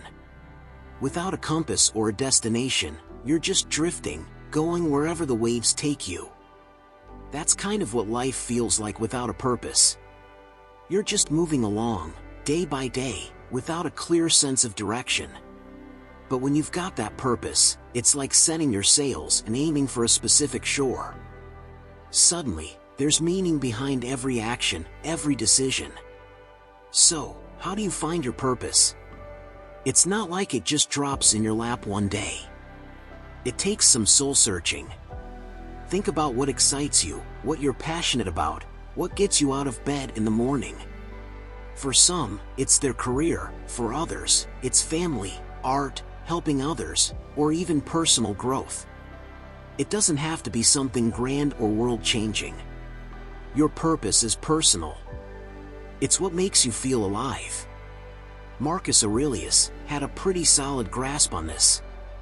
He believed that living according to your nature and fulfilling your potential was the key to a good life. He saw his role as emperor as his purpose, a duty he had to fulfill to the best of his ability. And he found peace and fulfillment in that. It's a great example of how purpose can anchor you, even in the toughest times. Here's the thing about purpose: it gives you resilience. When you know what you're working towards, setbacks don't feel like the end of the world. They're just bumps on the road. You've got that bigger picture in mind, and it helps you stay focused and motivated. Purpose fuels perseverance.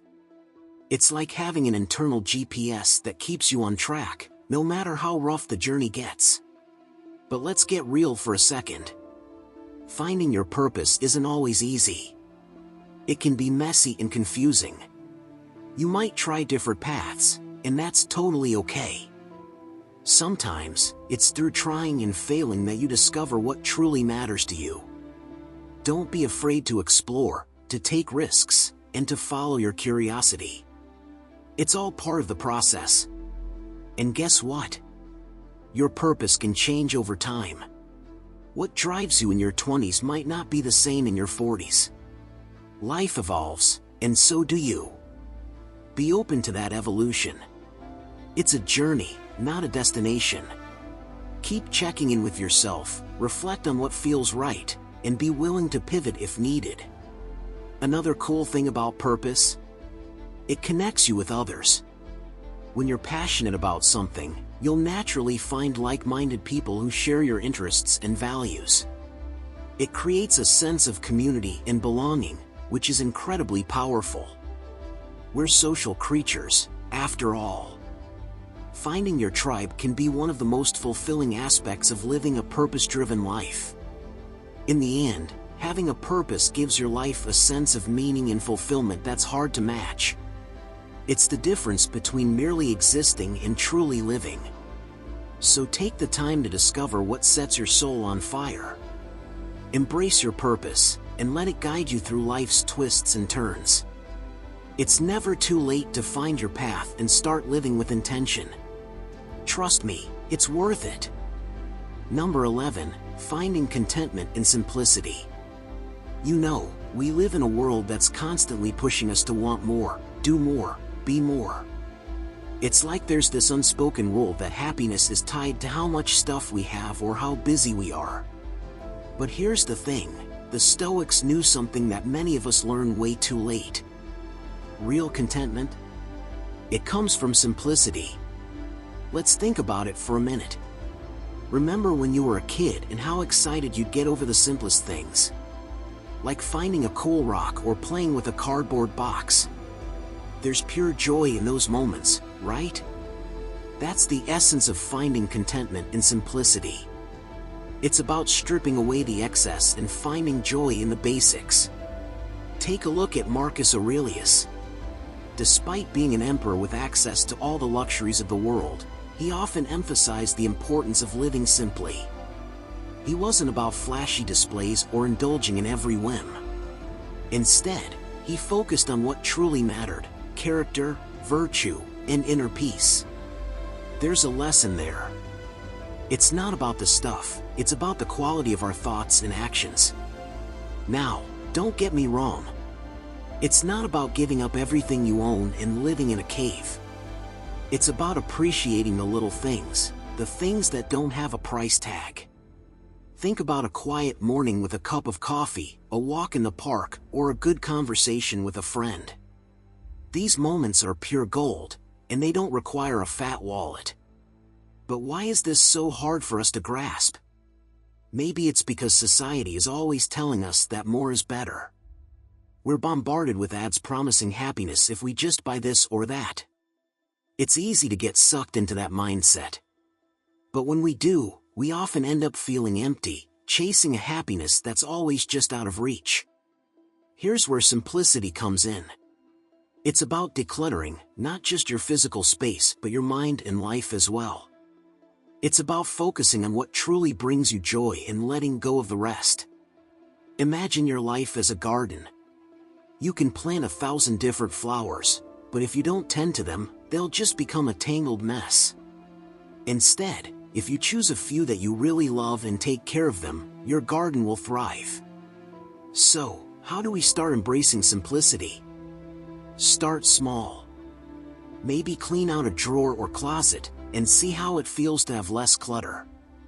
Or take a day to unplug from social media and just be present in the moment. Notice how these small changes can create a sense of peace and clarity. And let's not forget the Stoic practice of negative visualization. It might sound a bit gloomy, but it's about appreciating what you have by imagining life without it. It's a powerful reminder of how much we already have to be grateful for. In the end, finding contentment in simplicity is about shifting your focus. It's about valuing experiences over possessions, quality over quantity, and depth over superficiality. It's about realizing that the best things in life aren't things at all. They're moments, connections, and a sense of peace that comes from within. So, next time you find yourself caught in the hustle for more, take a step back. Breathe. Look around and appreciate the simple, beautiful things in your life. That's where true contentment lies. And it's available to all of us, right here, right now.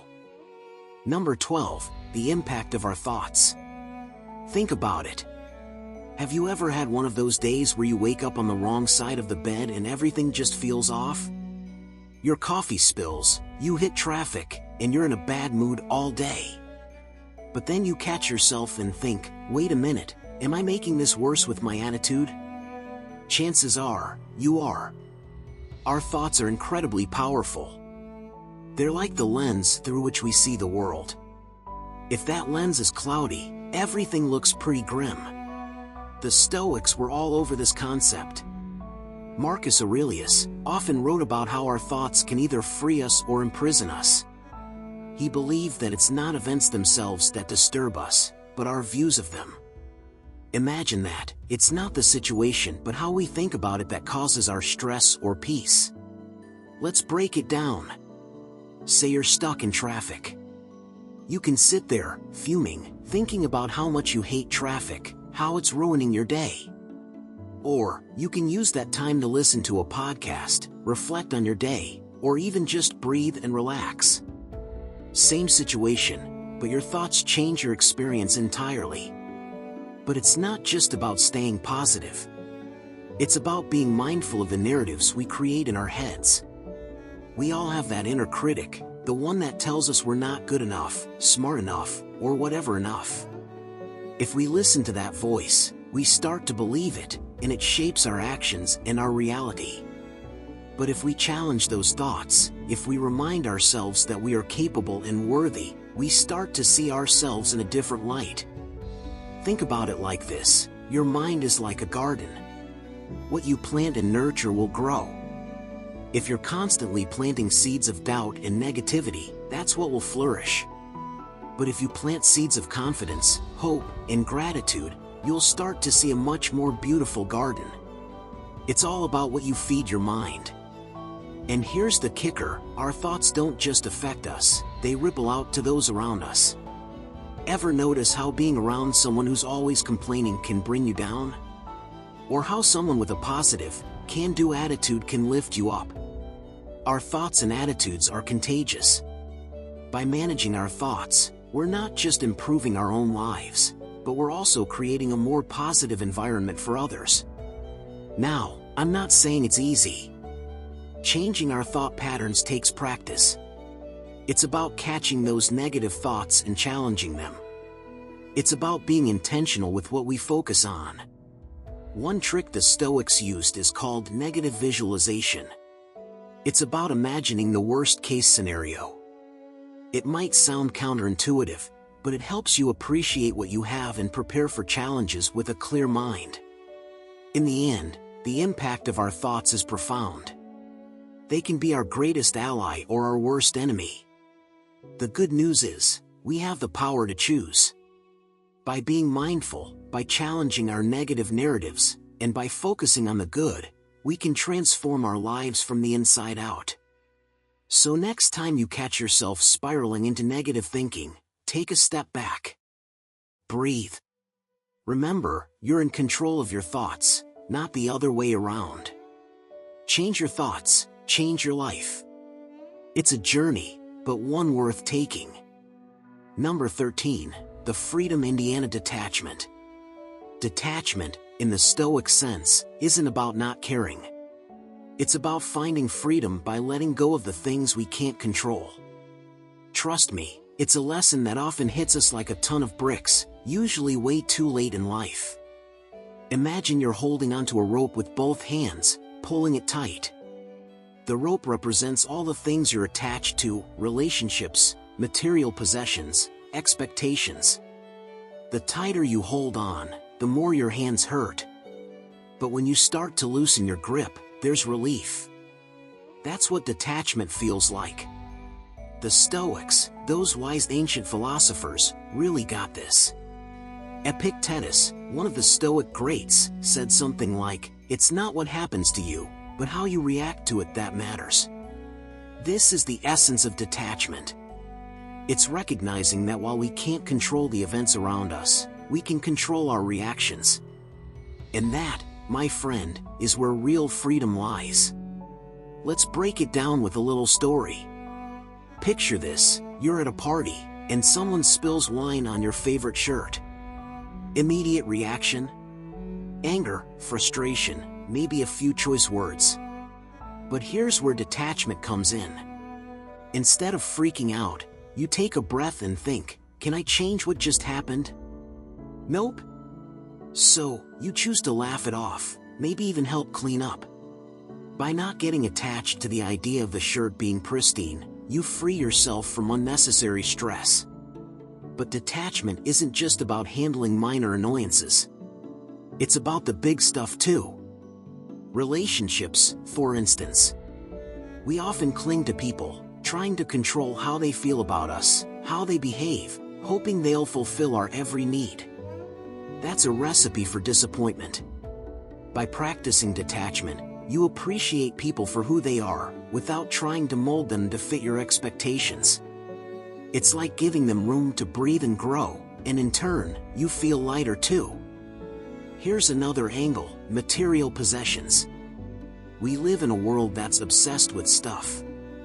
Bigger houses, fancier cars, the latest gadgets. We attach our happiness to these things, thinking they'll complete us. But guess what? They don't. They might bring temporary joy, but it's fleeting. Detachment teaches us to find contentment within ourselves, not in external stuff. It's the freedom of knowing that if all the shiny objects disappeared tomorrow, you'd still be okay. One of the hardest, yet most liberating, aspects of detachment is letting go of expectations. We all have a picture in our heads of how life should be. But life, with all its twists and turns, rarely goes according to plan. Detachment helps us roll with the punches.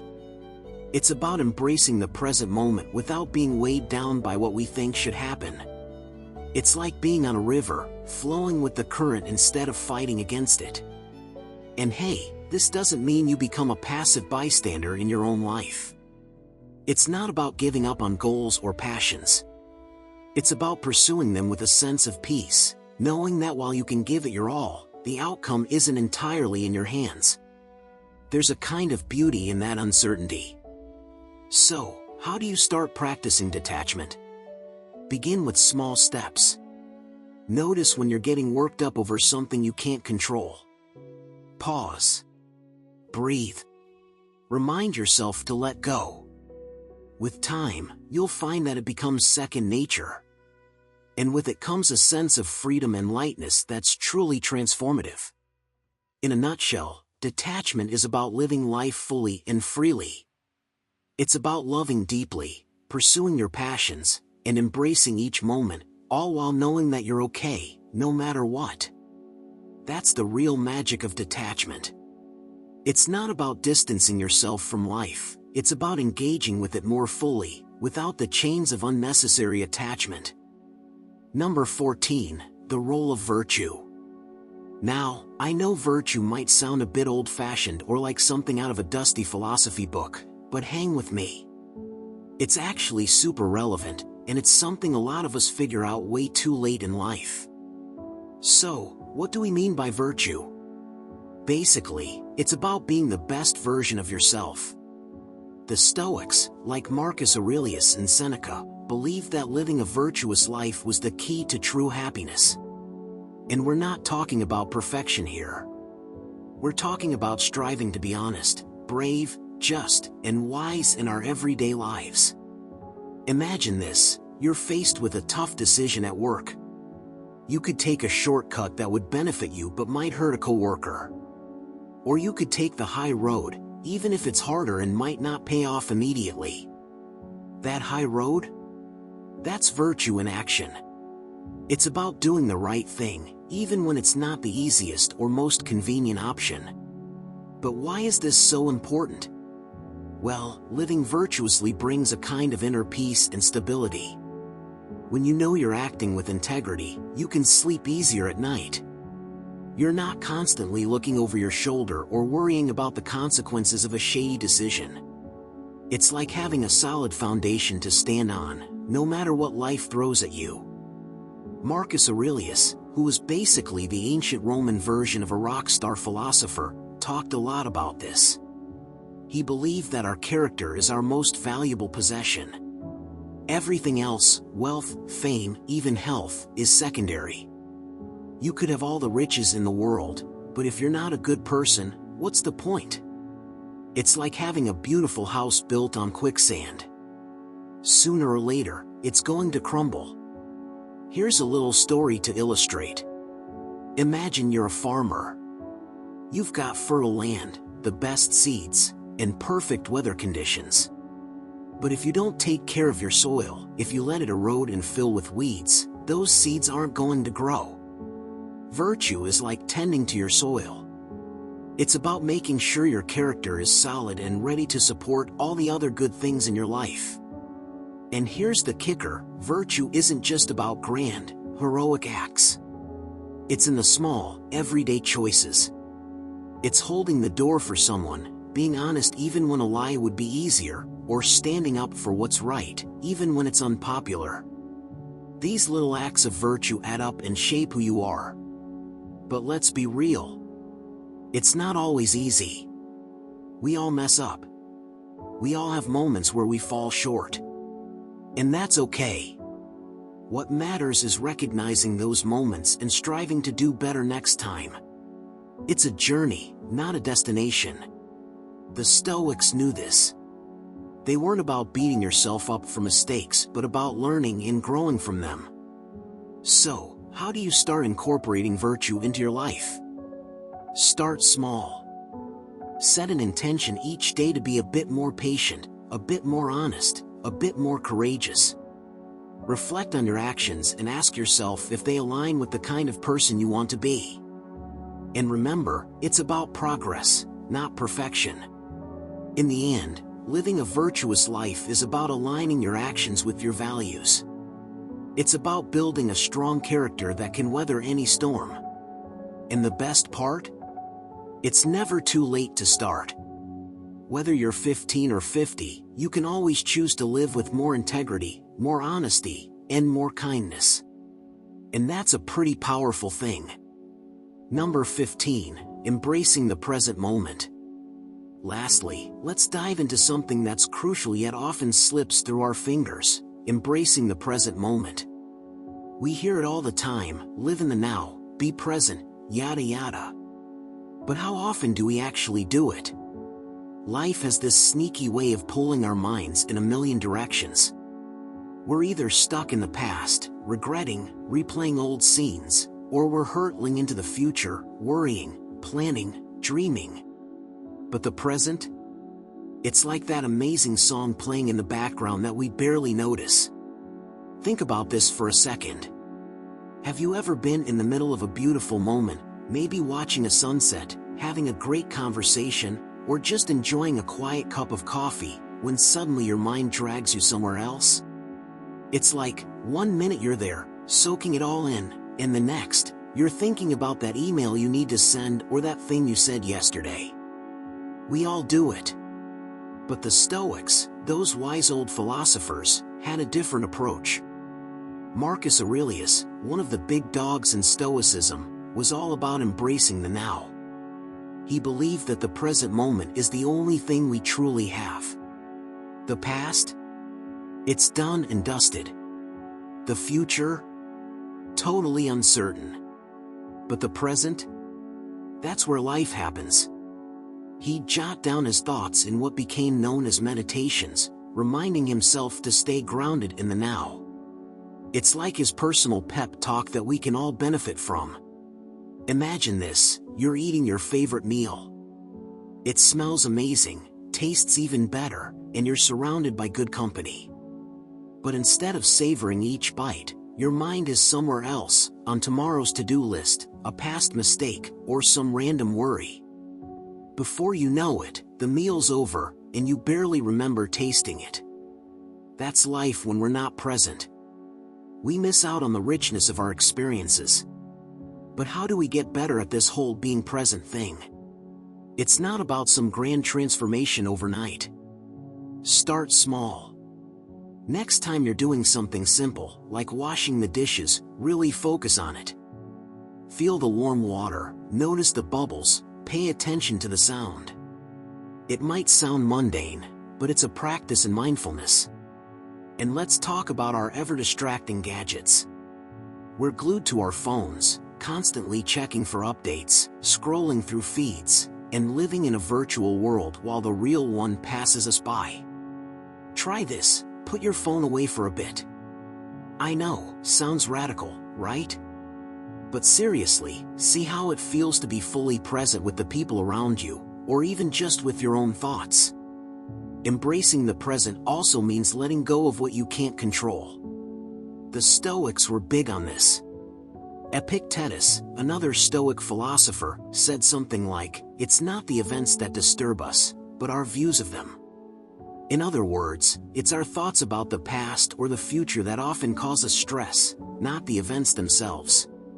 By focusing on the present, we can free ourselves from unnecessary worries and regrets. And don't forget about gratitude. When you're truly present, you start to notice and appreciate the little things, a kind gesture, a beautiful day, a good laugh. These small moments, when fully experienced, add up to a fulfilling life. So, next time you catch your mind wandering, gently bring it back. Look around. Take a deep breath. Enjoy the moment for what it is, without rushing to the next thing. Life's too short to live anywhere but here and now. Embrace the present, and watch how it transforms your experience of the world. In the last section, we will share the dark side of kindness, and explain how excessive kindness can end up becoming a problem. Number 1, inviting exploitation. So, let's dive into this tricky issue, inviting exploitation through excessive kindness. It's one of those things that seems counterintuitive at first. How can being too kind actually be harmful? Let's unravel this together. Picture this, you're the go-to person for everyone. Friends, family, even acquaintances know they can count on you. You're always ready to lend a hand, offer a listening ear, or even bail someone out of a sticky situation. It feels good, right?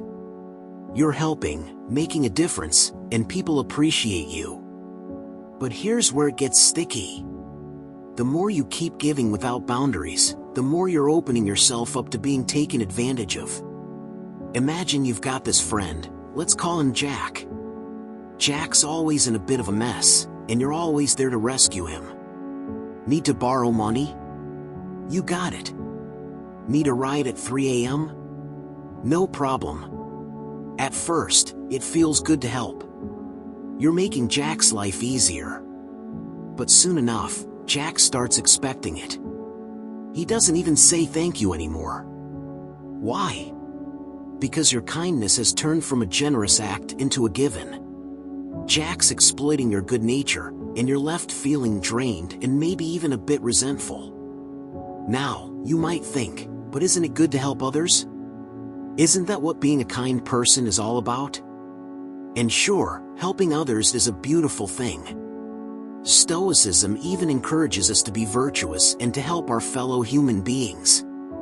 But, and it's a big but, Stoicism also teaches us to value ourselves and to protect our own well-being. Marcus Aurelius, one of the great Stoic philosophers, often spoke about the balance between self-care and caring for others. When you're overly kind without setting boundaries, you're not just being nice, you're sending out signals that say, hey, it's okay to take advantage of me. People might not even realize they're doing it. They get used to your help, your support, your unwavering kindness. And before you know it, you're not helping out of the goodness of your heart anymore, you're helping because it's expected of you. That's when kindness becomes a burden rather than a virtue. Let's talk about another scenario. You're at work, and you're the one who always takes on the extra tasks. Need someone to stay late? You're there. Need someone to cover for a colleague? You got it. At first, your boss and coworkers might appreciate it. But over time, they start relying on you more and more. They start dumping tasks on you because they know you won't say no. And what happens to you? You get overwhelmed, stressed, and maybe even burn out. Your work-life balance goes out the window, and your performance might even start to suffer. It's crucial to remember that setting boundaries isn't about being selfish. It's about self-preservation. It's about recognizing your own limits and understanding that you can't pour from an empty cup. When you're constantly giving without any regard for your own needs, you're depleting your own resources. And in the long run, that's not good for you or for the people you're trying to help. So, how do you strike that balance? It starts with self-awareness. Take a step back and look at your relationships. Are there people who are always asking but never giving? Are there situations where you feel like you're being taken advantage of? Acknowledge those feelings. They're valid. Next, practice saying no. It can be tough, especially if you're used to being the yes person. But saying no doesn't make you a bad person. It makes you a person who respects their own time and energy. And here's a little secret: when you start setting boundaries, people will respect you more, not less. They'll understand that your time and energy are valuable. Lastly, don't be afraid to ask for help in return. Kindness should be a two-way street.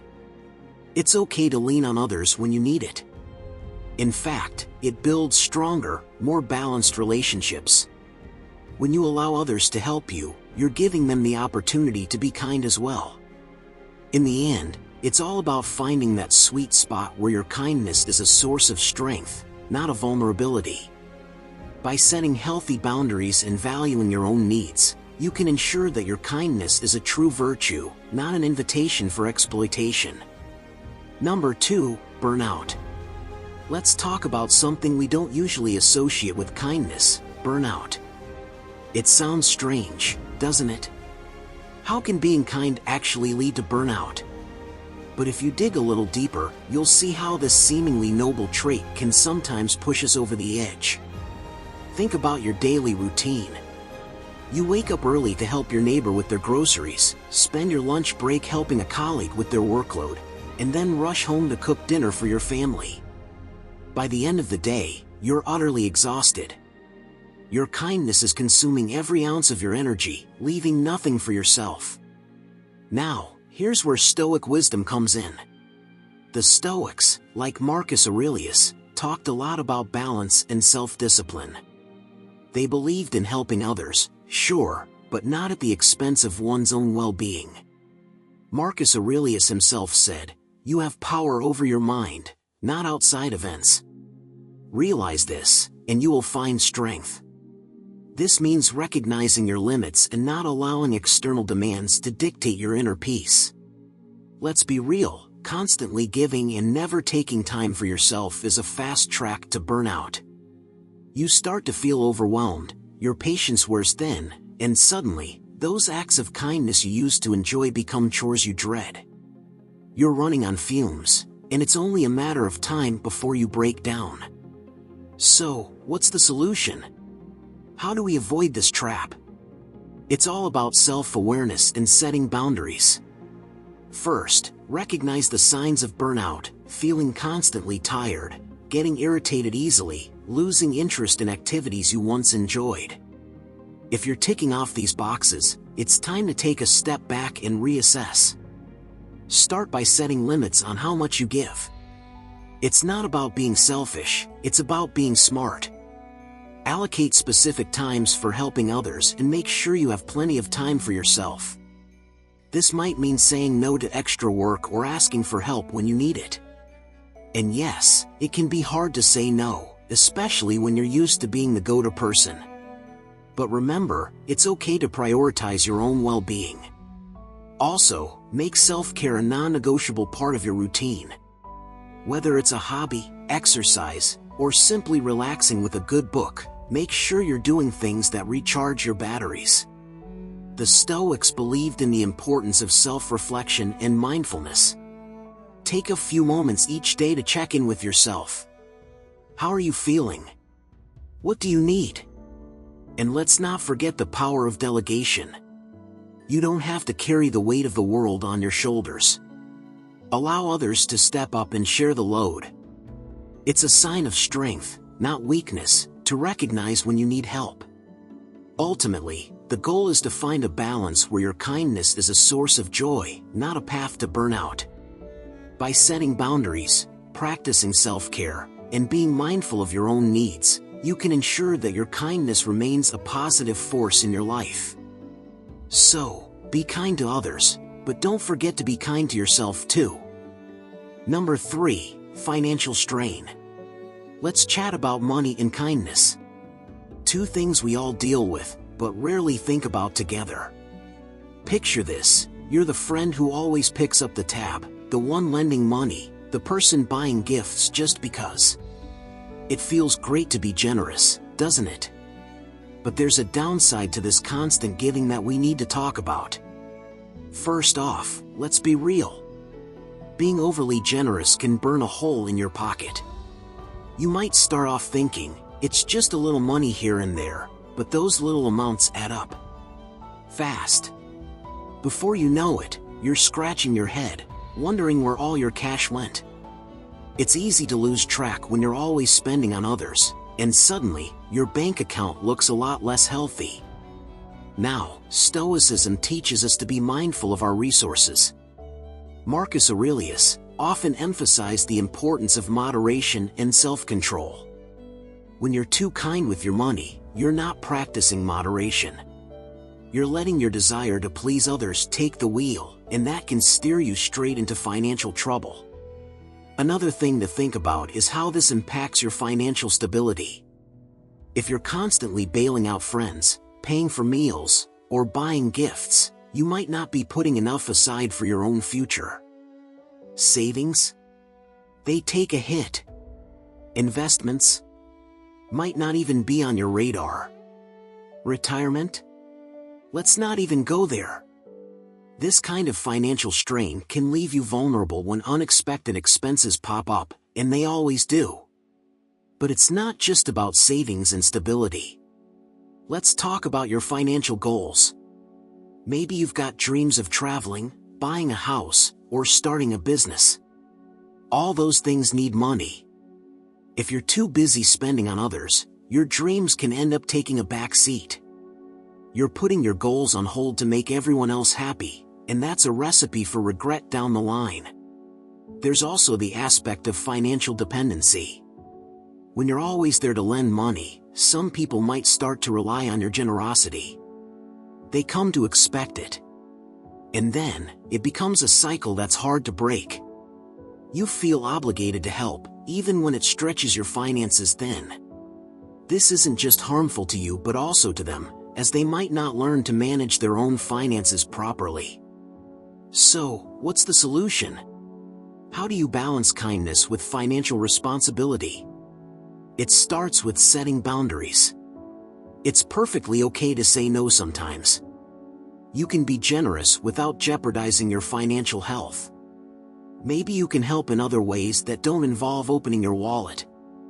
Offering time, advice, or emotional support can be just as valuable, if not more so, than financial help. Stoicism also teaches us to focus on what we can control. You can't control other people's financial habits or their expectations of your generosity. But you can control your own spending and your financial decisions. By being mindful of your resources and practicing moderation, you can strike a balance between being kind and being financially responsible. In the end, it's about finding that sweet spot where you can be generous without feeling the financial pinch. Where you can help others without sacrificing your own financial security. It's a balancing act, but with a little mindfulness and some Stoic wisdom, you can make it work. So, next time you're about to pick up the tab or lend some money, take a moment to think about your own financial well-being. Remember, being kind doesn't mean you have to put yourself in a tough spot. It's all about balance and making sure that your generosity doesn't come at the cost of your financial health. After all, you can't pour from an empty cup. Number 4, strained relationships. We all know that being kind is a good thing. It makes people happy, builds connections, and generally makes the world a better place. But, what happens when you take kindness to the extreme? Believe it or not, it can actually mess with your relationships. Yep, you heard that right. Being too nice can put a real strain on things. First off, let's talk about expectations. When you're constantly bending over backward for others, they start to expect it. They get used to you always being there, always saying yes, and always putting their needs first. This sets up a pretty lopsided dynamic. It's like you're always giving, and they're always taking. Over time, this can lead to a lot of unspoken resentment. You might start feeling taken for granted, and they might not even realize it because you've trained them to expect your constant kindness. Now, Stoicism is all about balance and self-control. Marcus Aurelius, one of the big Stoic guys, talked a lot about maintaining equilibrium in our actions and emotions. When you're too kind, you're tipping the scales way out of balance. You're not maintaining that Stoic sense of moderation.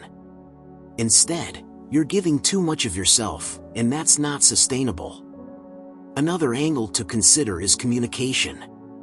When you're overly nice, you might avoid tough conversations. You don't want to hurt anyone's feelings, so you keep your thoughts and frustrations bottled up. But here's the thing, healthy relationships need honest communication. If you're not expressing your true feelings because you're afraid of being unkind, you're not being genuine. This can create a superficial relationship where everything seems fine on the surface, but there's a lot of unresolved tension underneath. And let's not forget about boundaries. They're crucial in any relationship. If you're always saying yes, you're not setting clear boundaries. This can lead to people overstepping and not respecting your space or time. It's like you're a doormat, and nobody likes feeling that way.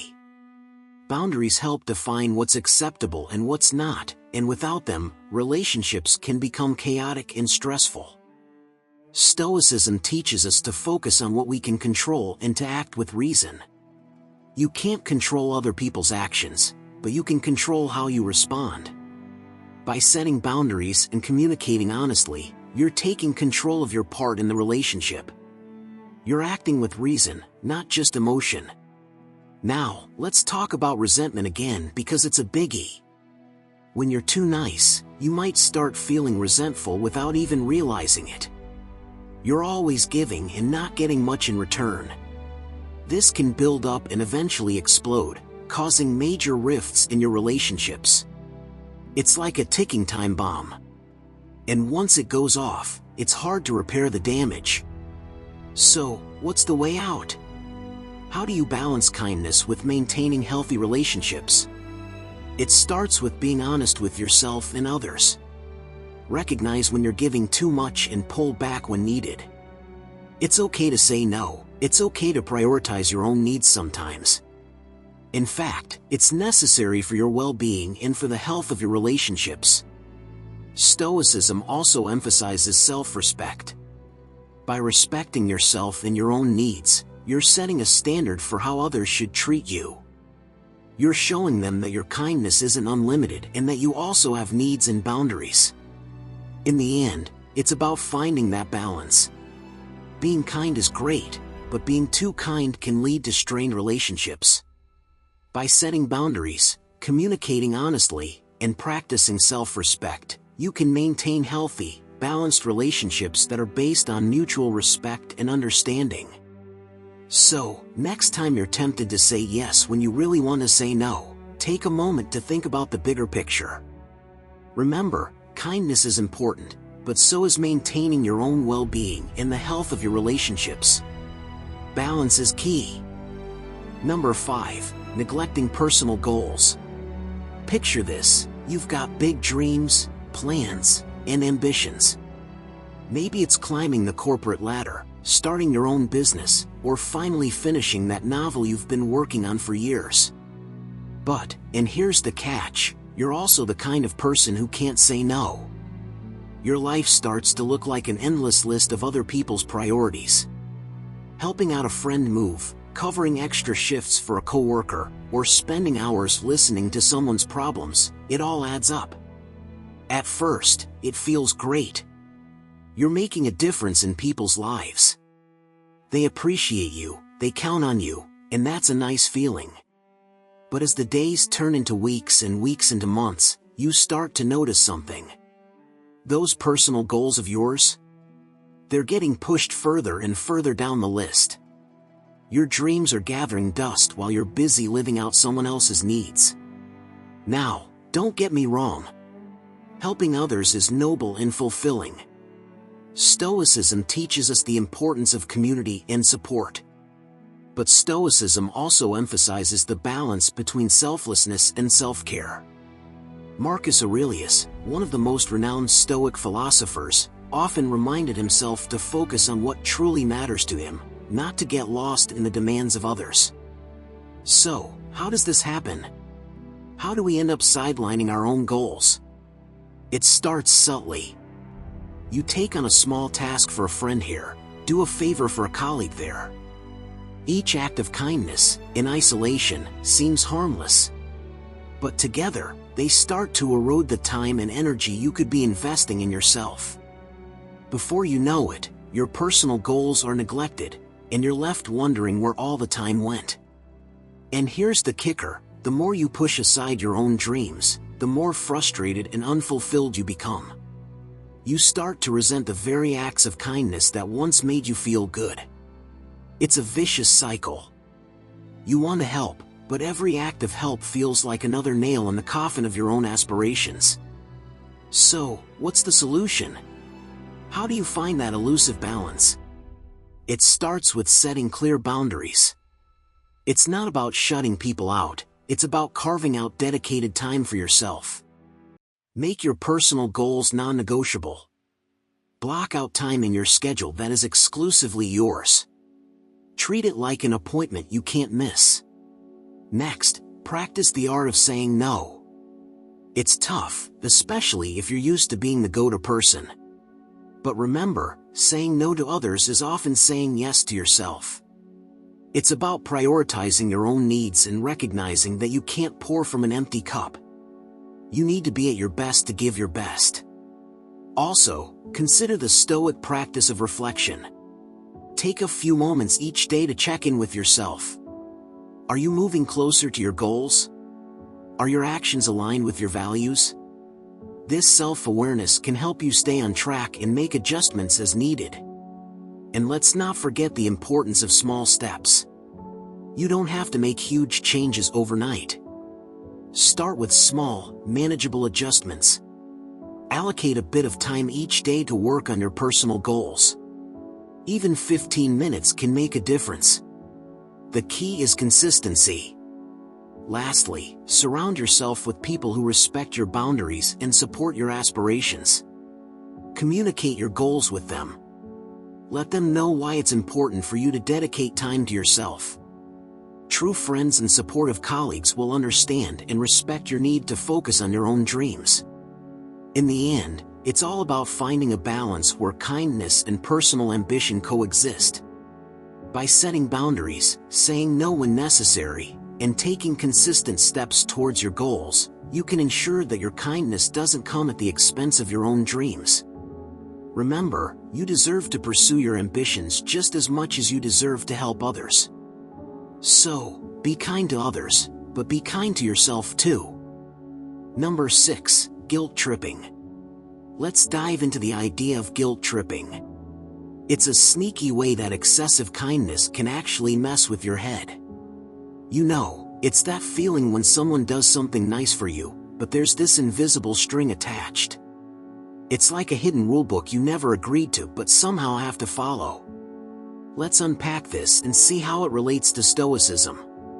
Picture this: you've been on the receiving end of someone's relentless kindness. They're always there, helping you out, doing favors, and just being, well, overly nice. At first, it feels great. Who wouldn't love being treated like royalty? But then, it starts to change. You begin to notice that their kindness isn't as free as it seems. There's this unspoken expectation that you owe them. Big time. This is where the guilt tripping kicks in.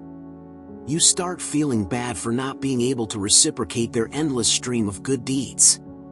You're caught in this mental trap, always trying to balance the scales. And when you don't, or can't, they subtly, or not so subtly, make you feel guilty. It's like they've weaponized their kindness. Every thank you feels inadequate, and every sorry feels loaded. Now, if we look at this through the lens of Stoicism, it gets even more interesting. Stoicism teaches us to value virtue and wisdom over external goods. It's all about maintaining a balance and not being swayed by the whims of others. But guilt tripping does the opposite. It throws you off balance. Instead of acting out of genuine virtue, you're acting out of guilt. And that's a big no-no in Stoic philosophy. A Stoic would argue that true kindness should be given freely, without strings attached.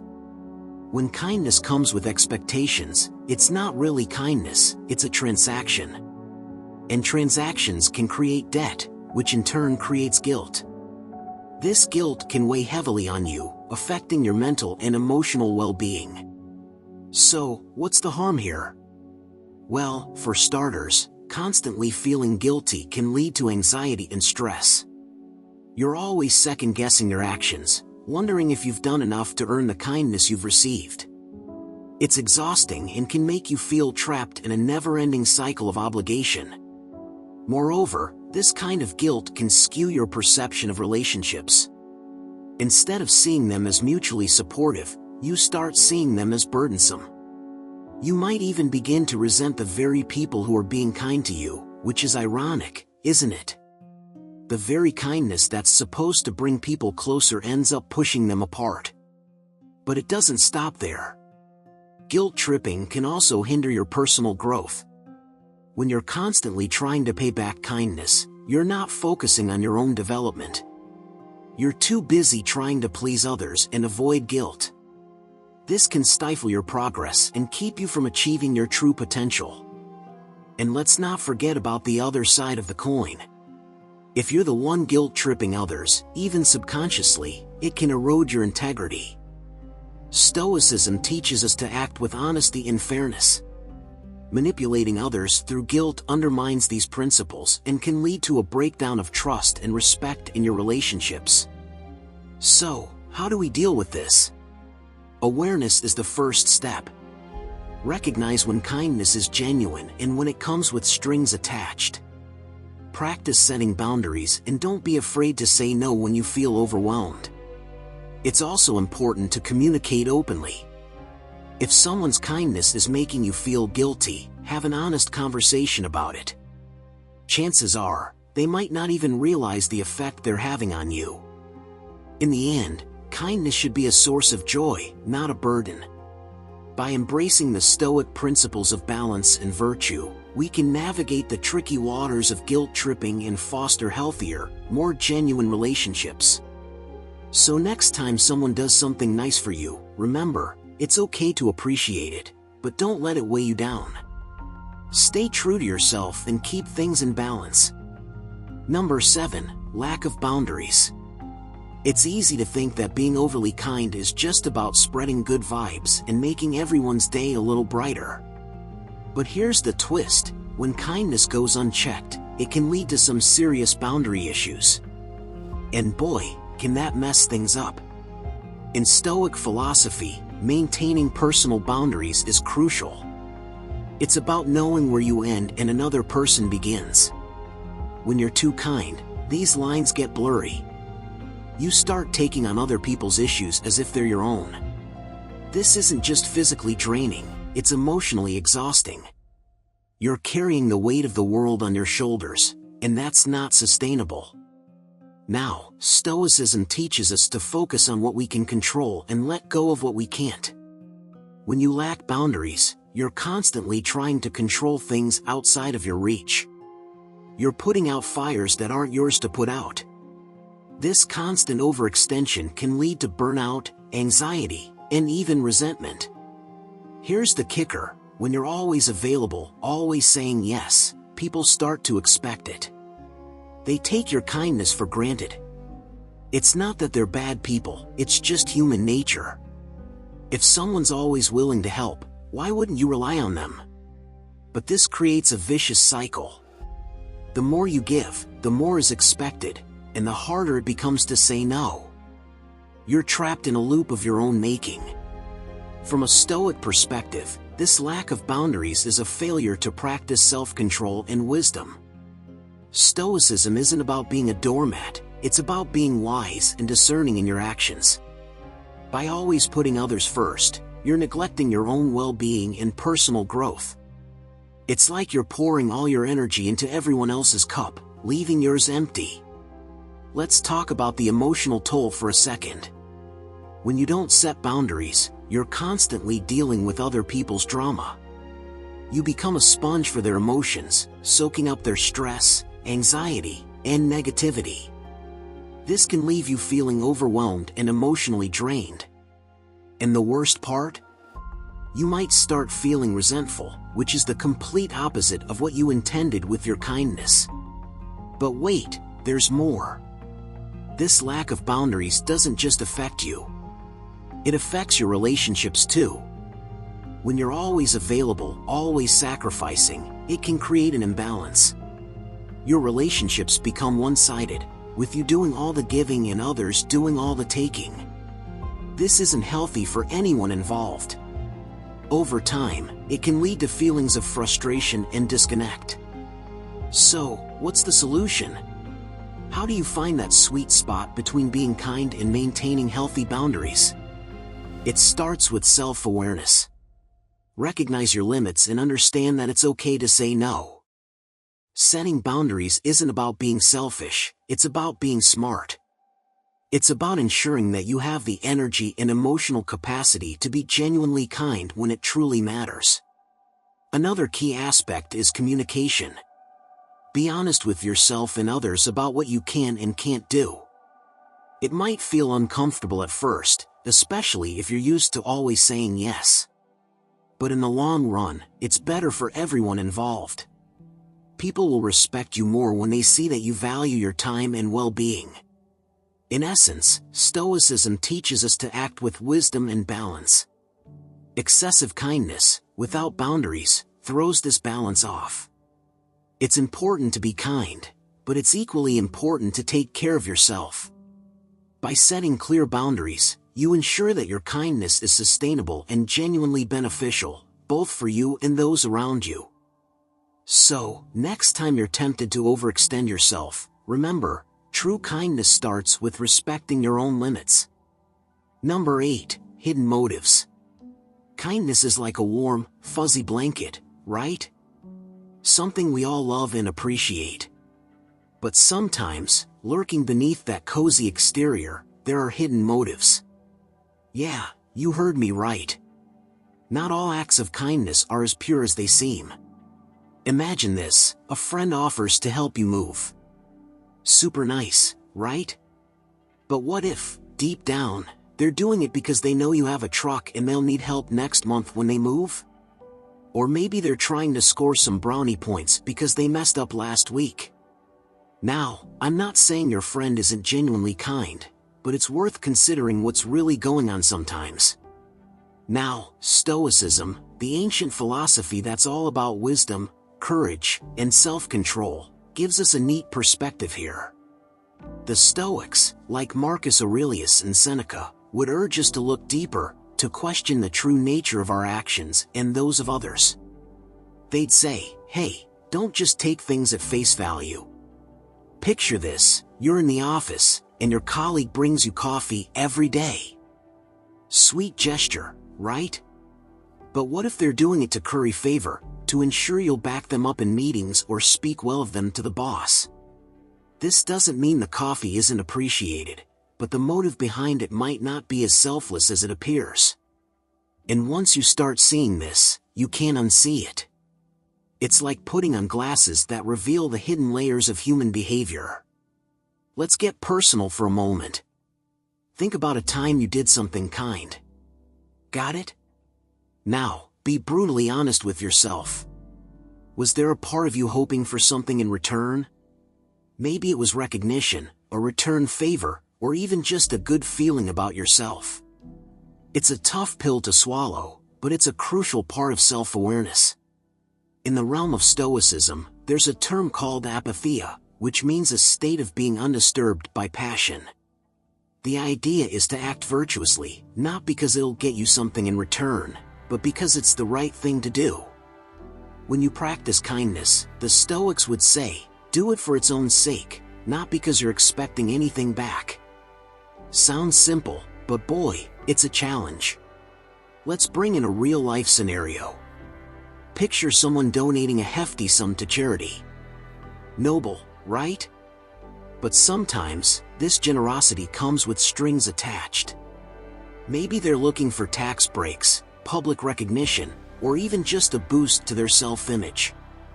They might be wearing the mask of altruism, but underneath, there's a layer of self-interest. And here's where Stoicism really kicks in.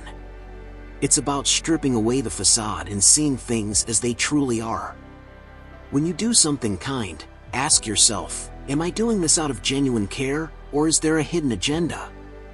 This self-interrogation isn't about being cynical, it's about striving for true virtue. Let's not get too dark, though. Recognizing hidden motives doesn't mean we should stop being kind. It's more about being mindful.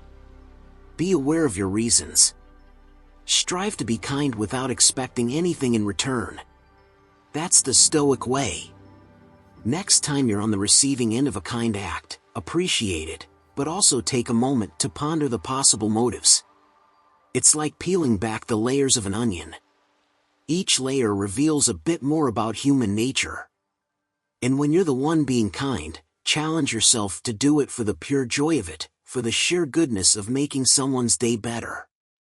In the end, kindness, even with hidden motives, still makes the world a better place. But by channeling our inner Stoic, we can strive for a higher form of kindness, one that's truly selfless and pure. It's a journey, and we're all on it together. So, here's to acts of kindness that come straight from the heart, with no strings attached. Number 9, loss of self-respect. When you're excessively kind to the point where you're neglecting your own needs, it's like sending a message to yourself that your own well-being isn't as important. It's subtle but powerful. Over time, this can lead to a creeping sense of resentment. Not necessarily toward others, but toward yourself. You start questioning why you don't stand up for your own needs. You might even start feeling like a doormat, walked over because you're always there for everyone else but never for yourself. In Stoicism, there's a big emphasis on balance and maintaining one's integrity. Marcus Aurelius, for instance, often talked about the importance of self-respect and not letting others dictate your sense of worth. When you're too kind, too often, it's easy to lose sight of your own boundaries. You end up compromising your values and your needs. And that's a slippery slope. Think about it, if you're constantly giving in to others, you're essentially training yourself to believe that your own opinions, desires, and needs don't matter. It becomes a habit. Every time you say yes when you really want to say no, you're reinforcing this belief. It chips away at your self-respect bit by bit. Here's where things get interesting. This loss of self-respect doesn't just stay bottled up inside. It can start affecting how you interact with the world. Maybe you become more passive, less confident in expressing your true self. You might even find yourself in situations where people start taking advantage of your kindness. It's a vicious cycle. The more you're taken advantage of, the worse you feel about yourself, and the more you feel compelled to overcompensate with even more kindness. So, what's the way out of this? It starts with a shift in mindset. Recognizing that your needs are just as valid as anyone else's. It's about setting boundaries and sticking to them. This doesn't mean becoming unkind or selfish. It's about finding a balance. Being kind, but not at the expense of your own self-respect. It's crucial to remember that self-respect is a cornerstone of a healthy, balanced life. When you respect yourself, others are more likely to respect you too. It's about valuing yourself enough to know when to step back and take care of your own needs. It's about being assertive and honest, both with yourself and others. In the end, excessive kindness, when unchecked, can lead to a quiet erosion of self-respect. It's a gradual process, often unnoticed until it starts manifesting in more obvious ways like stress, resentment, or even burnout. But by being mindful of your own needs and setting healthy boundaries, you can maintain that self-respect while still being kind and helpful to others. It's all about balance. So, next time you find yourself about to say yes to something that doesn't sit right with you, take a moment to reflect. Ask yourself if it's truly in line with your values and needs. It's okay to say no. In fact, it's necessary for maintaining your self-respect. And in the long run, it allows you to be genuinely kind, without losing yourself in the process. Number 10. Inhibiting personal growth. Alright, let's talk about personal growth. We all want to grow, right? Become better versions of ourselves, reach our goals, and all that good stuff. But here's the kicker: excessive kindness can sometimes get in the way of that growth. You might be scratching your head, thinking, wait, how does being too nice hold me back? Well, let's dive into it. First off, when you're always putting others first, you might be neglecting your own passions and interests. Imagine you have a hobby or a dream project you've been dying to work on. But every time you get a chance to dive into it, someone asks for a favor, and you drop everything to help them out. Again and again. Eventually, you look back and realize you've spent all your time on other people's stuff, and your own dreams are still stuck on the back burner. Now, Stoicism teaches us about the importance of focusing on what we can control and not being overly influenced by external things. When you're excessively kind, you often let other people's needs control your time and energy. It's like you're handing over the reins of your life to everyone else. This can stop you from really digging into your own potential and discovering what you're truly capable of. Another thing to consider is that personal growth often comes from facing challenges and learning from them. If you're constantly smoothing things over for others and avoiding any kind of conflict, you're missing out on those valuable learning experiences. Growth happens when you step out of your comfort zone and tackle the tough stuff. But if you're always cushioning the blows for everyone else, you're not giving yourself the chance to learn and grow from those experiences. Think about it like this: if you never let yourself struggle a bit, you'll never know how strong you really are. Stoicism encourages us to embrace discomfort and see challenges as opportunities for growth. But if you're always being overly kind and making things easy for everyone, including yourself, you're not pushing your boundaries. You're staying in a safe, but stagnant, place. There's also the aspect of self-reliance. When you're too kind, you might be inadvertently teaching others to rely on you instead of figuring things out for themselves. This can be harmful to your personal growth because you're constantly in a cycle of solving other people's problems instead of focusing on your own development. Plus, it doesn't do them any favors either. They don't get the chance to learn and grow through their own challenges. Let's not forget about time. Time is one of our most precious resources. If you're always giving your time away to others, there's less left for you to invest in yourself. Whether it's learning a new skill, reading a book, or simply reflecting on your life and goals, personal growth requires time and space. Excessive kindness can eat up that time, leaving you feeling drained and unfulfilled. So, what's the takeaway here? Balance. It's all about finding that sweet spot where you're kind and helpful, but not to the point where it hinders your own growth. It's okay to say no sometimes. It's okay to prioritize your own needs and ambitions. In fact, it's necessary. Stoicism reminds us to focus on what's within our control and to lead a balanced life. By setting boundaries and being mindful of how we allocate our time and energy, we can ensure that our kindness doesn't come at the expense of our personal growth. So, the next time you're about to say yes to yet another favor, take a moment to think about your own goals and needs. Remember, personal growth is just as important as being kind to others. In the end, it's about finding harmony and making sure that in your journey of helping others, you don't forget to help yourself grow too. As we've seen, even something as noble as kindness can have its pitfalls when taken to extremes. It's crucial to remember that balance is key in all aspects of life. Stoicism teaches us to act with wisdom, to give without losing ourselves, and to be kind without becoming a martyr to others' needs. And that's the key to becoming truly undefeatable with Stoicism. If you're ready to turn life's challenges into triumphs, hit that like button, subscribe, and ring the bell for more powerful insights. Which Stoic principle will you apply first? Let us know in the comments. Thanks for joining us on this journey to resilience and strength. Stay stoic, stay strong, and remember, you are invincible. See you in the next video.